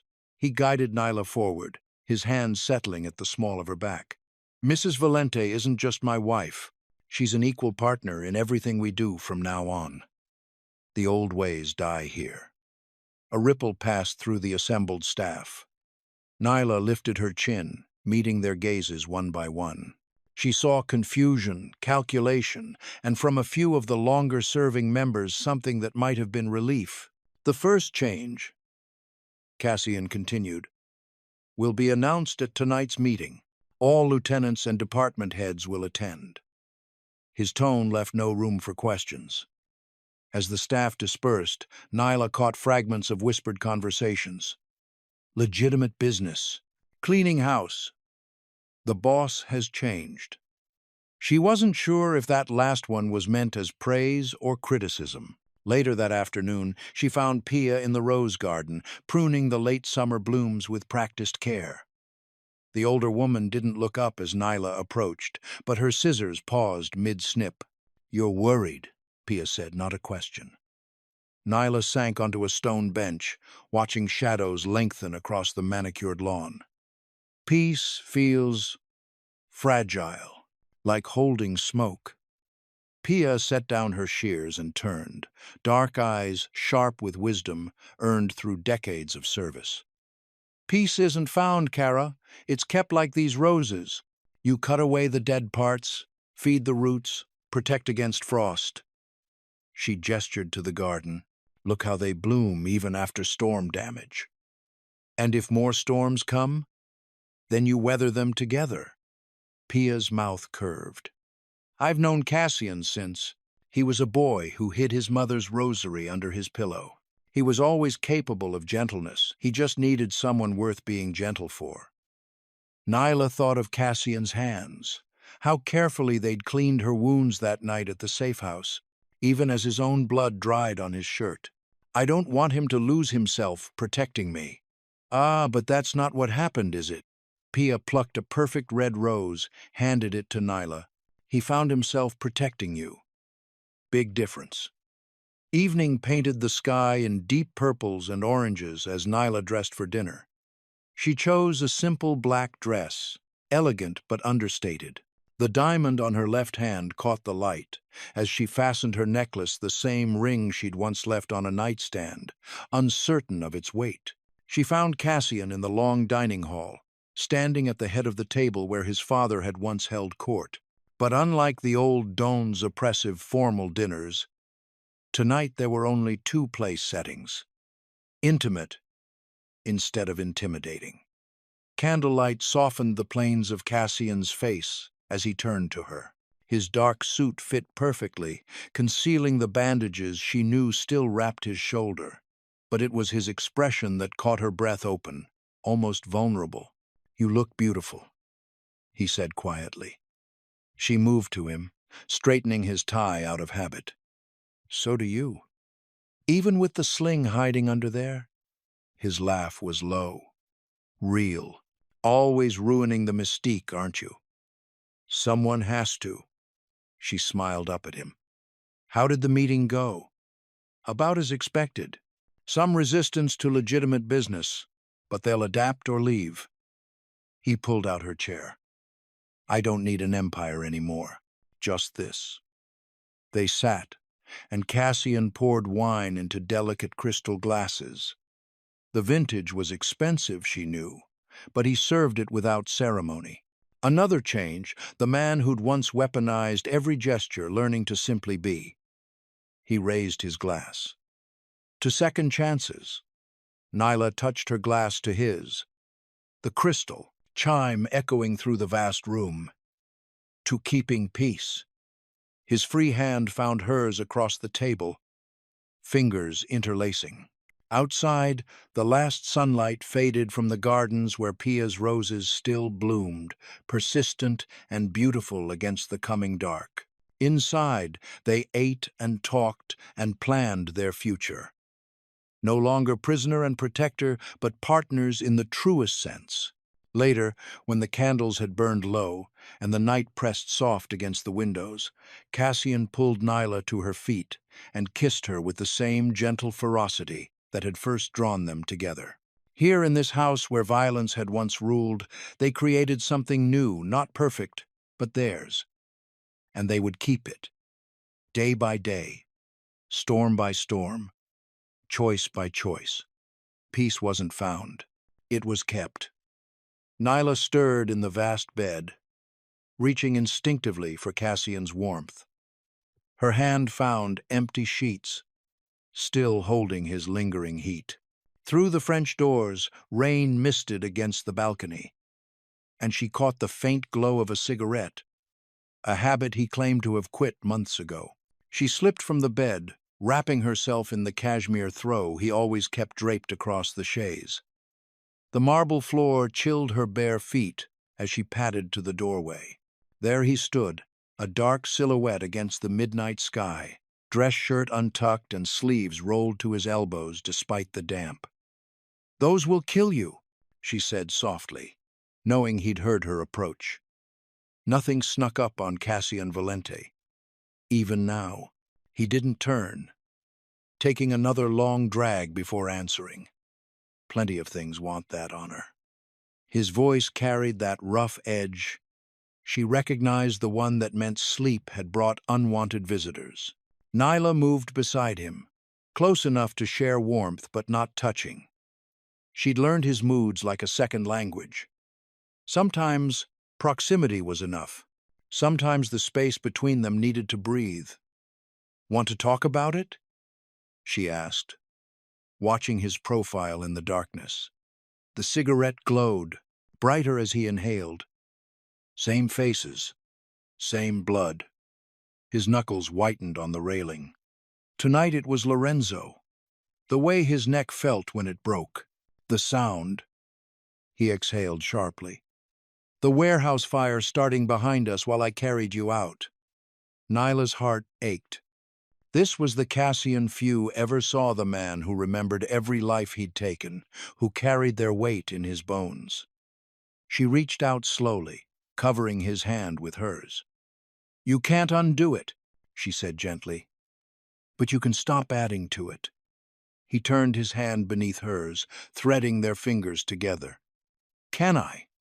There will always be threats, always someone testing the borders, thinking I've gone soft." His thumb traced her wedding ring. "Someone wanting to hurt what's mine." "And you'll protect what's yours," she acknowledged. "But there's a difference between defense and empire." She tugged the blanket tighter with her free hand. "The question is whether I can live with your past, isn't it?" Finally, he turned to face her. Rain droplets caught in his dark hair, trailing down his throat. "Can you?" "I already do." She met his gaze steadily. "I live with the man you choose to be now. The one who's dismantling an empire instead of building one. The one who checks the locks twice because he'd rather prevent violence than cause it." Something raw flickered across his expression. He crushed out the cigarette and pulled her closer, until she was wrapped in his warmth as much as the blanket. His heart thundered against her cheek. "Tell me something good," he murmured into her hair. "Something that isn't soaked in blood." Nyla smiled against his chest. "I got the course catalog for next semester's nursing program." His arms tightened fractionally. "Yeah? Yeah. Registration opens next week." She hesitated. "The tuition is steep." but I've been saving from the foundation work. I'll cover it, he said immediately. Anonymously, through one of the clean accounts. No strings. She pulled back enough to study his face. Cassian. Let me do this. His hand cupped her cheek, thumb brushing her lower lip. Let me fund something that heals instead of hurts. The simple honesty in his voice made her throat tight. This was the man no one else knew existed. The one who carried guilt like a second skeleton, who wanted redemption but didn't believe he deserved it. Okay, she whispered, but I'm still working at the foundation. Those kids need someone who understands foster care from the inside. His lips quirked. Wouldn't dream of stopping you, though the security detail stays. 2 guards, not 4, she negotiated, making him almost smile. 3. And they stay in the car during classes. Deal. She stretched up to kiss him softly. Come back to bed?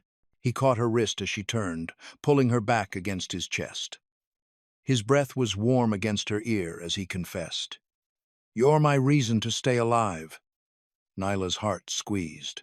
She covered his hands where they rested on her stomach. Then stay. They stood there, wrapped in silence, and each other, watching the rain paint silver trails down the darkness. Eventually, his breathing evened out, some of the tension leaving his frame. When they finally returned to bed, he pulled her close. One hand splayed protectively across her ribs.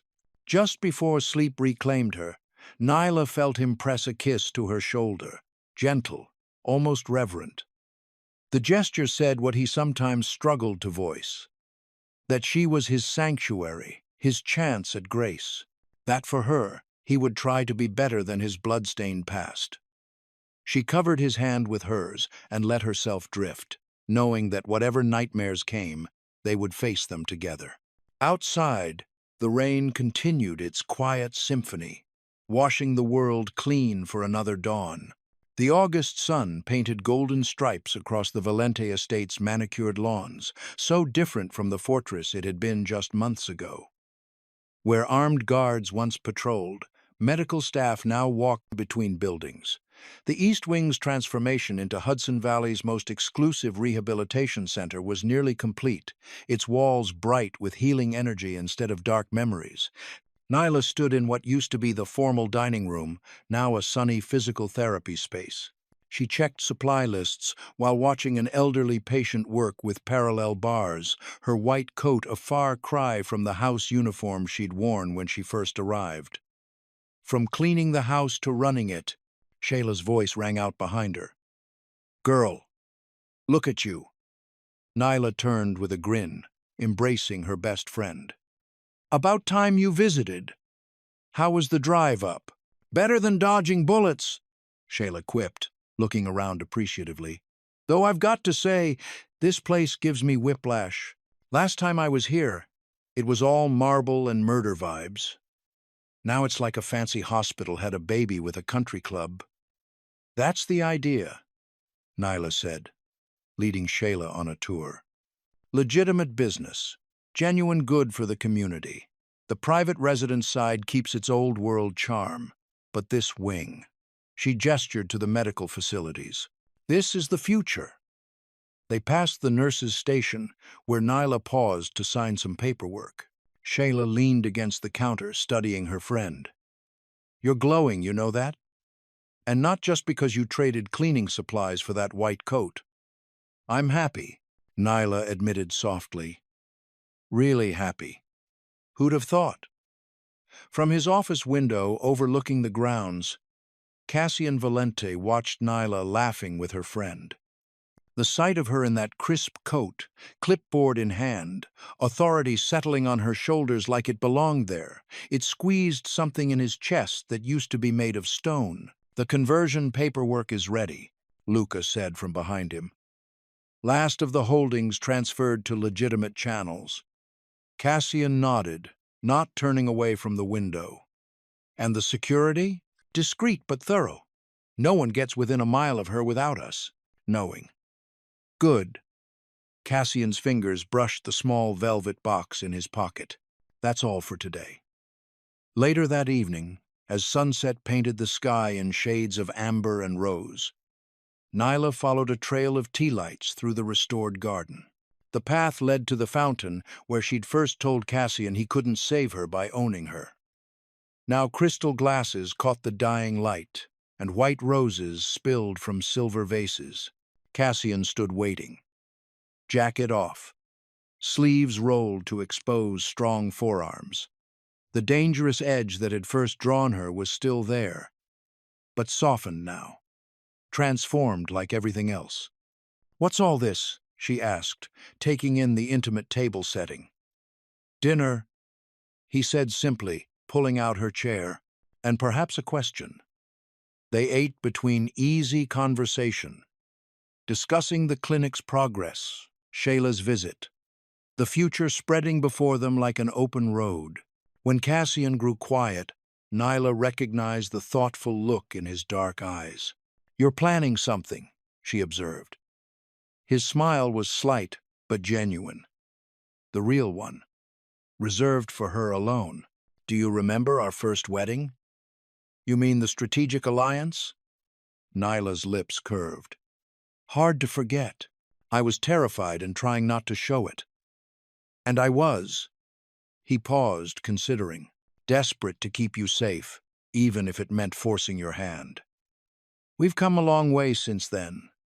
Cassian stood, moving to her side with fluid grace.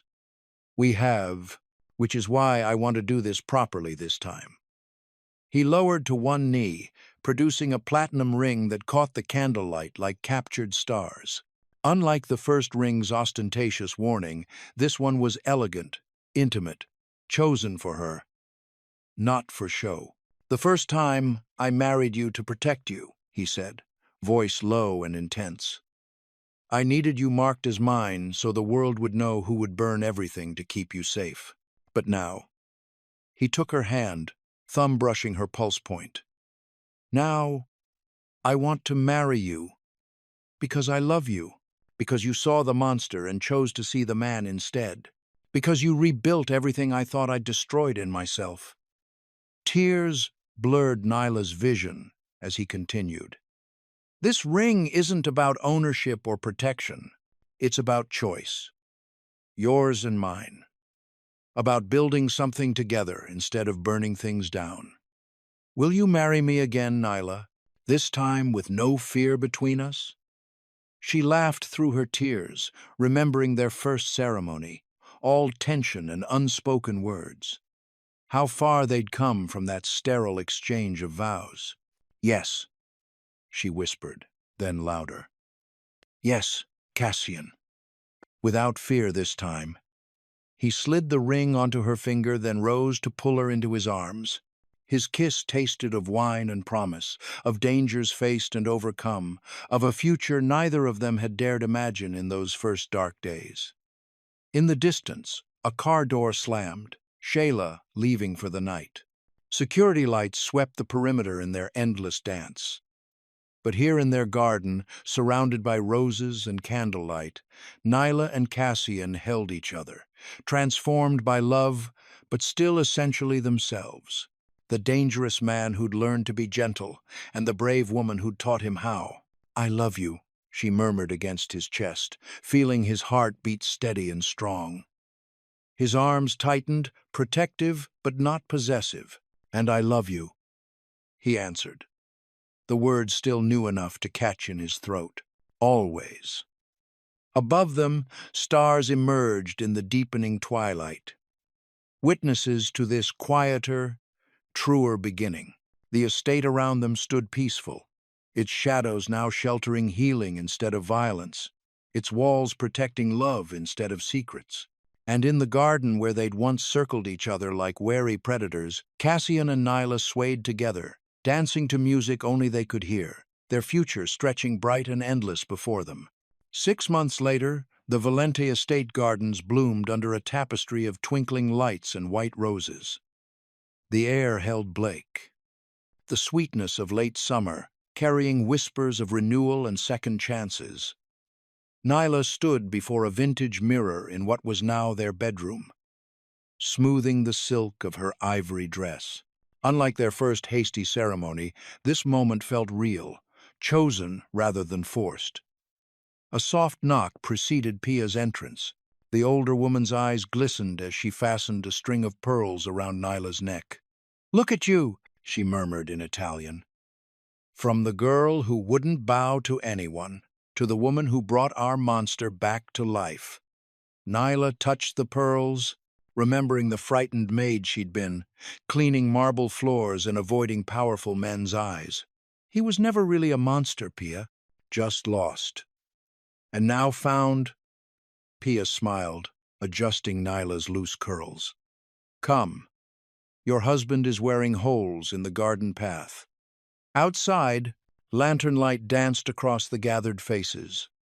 Luca, standing tall in his suit. Shayla beaming in deep blue, the handful of trusted friends who'd witnessed their transformation. But Nyla saw only Cassian, waiting beneath an arch of roses. His dark eyes held hers, with the same intensity that had first scared her, now tempered by something softer, something that looked like peace. When she reached him, his hands trembled slightly as they took hers. The man who could execute precision shots without blinking, unsettled by love. It made her heart ache. "The first time we did this," Cassian began, his voice low and intimate despite their audience, "it was about protection, about keeping you alive." He paused, thumb brushing her knuckles. "I didn't know it would keep me alive, too." The garden held its breath as he continued.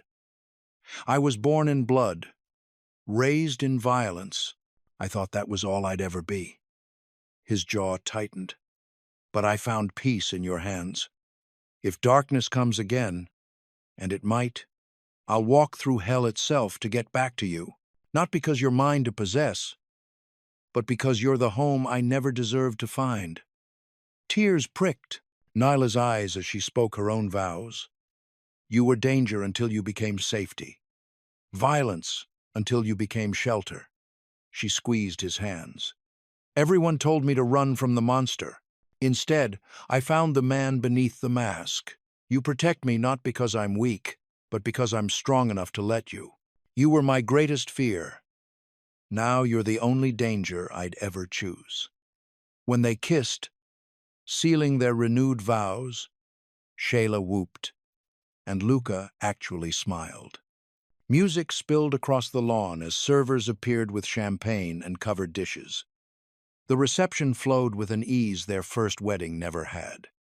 Genuine laughter, bare feet on grass. Cassian actually dancing. Later, as the party hummed around them, Nyla found herself wrapped in Cassian's arms, swaying to a slow song. "Remember when you hated me?" he murmured against her hair. "I never hated you," she corrected. "I was terrified of wanting you. And now? Now I'm terrified of losing you. Better fear." His arms tightened. Without warning, he swept her up bridal style, making her laugh. "Then let's give them something to gossip about," he growled playfully, carrying her toward the house. "Cassian, the guests, can drink my wine and enjoy themselves. I have more important matters to attend to."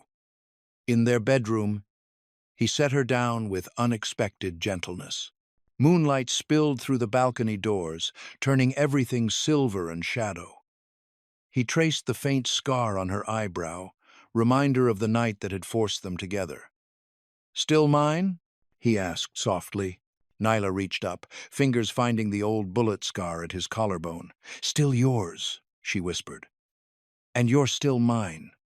Their kiss deepened, hands seeking familiar paths. They'd learned each other's bodies like maps of salvation. Every scar, every sensitive spot, every place that made breath catch or moans escape. Tonight felt both familiar and new, as if they were rediscovering each other all over again. Cassian's lips traced her throat. "I love you," he breathed, words that had once seemed impossible from him, beyond reason. beyond salvation. Then love me without reason, Nyla answered, pulling him closer. We've had enough salvation. They fell into each other with the desperate tenderness of survivors who'd found shelter in unlikely arms. Outside, music and laughter drifted up from the garden. Inside, they created their own symphony of sighs and whispered devotions. Later, wrapped in tangled sheets and moonlight, Nyla traced idle patterns on Cassian's chest. His heartbeat was steady under her palm, the rhythm that had become her lullaby. "What are you thinking?" he asked, fingers combing through her hair. "That we shouldn't work," she mused. "The maid and the mob boss, the victim and the violence. We should have destroyed each other. Instead, we saved each other." His voice held wonder. "You made me want to be better, to build something that wasn't founded on blood. And you taught me that love doesn't have to mean losing myself." She propped up on one elbow to look at him. "We built something beautiful from ugly beginnings." He cupped her face, thumb brushing her cheek. "We're not finished building." "No," she smiled. "We're just getting started." The world had given them blood and fire. They'd built love from the ashes, and it burned brighter than either deserved. But as they lay entwined in the quiet, dark, trading soft kisses and softer words, they knew some monsters were worth taming, some dangers worth choosing, and some loves worth walking through hell to protect. In the garden below, the last guests were leaving. Soon the estate would settle into the peaceful rhythm they'd created. Part sanctuary, part home, all theirs. But for now, there was only this. Two hearts beating in sync. Two souls who'd found unlikely salvation in each other's darkness, and the promise of all the tomorrows stretching ahead of them. If you enjoyed the story of Nyla Carter hand-picked, this next story that you will enjoy, please don't miss this one. Click here to watch it. The end.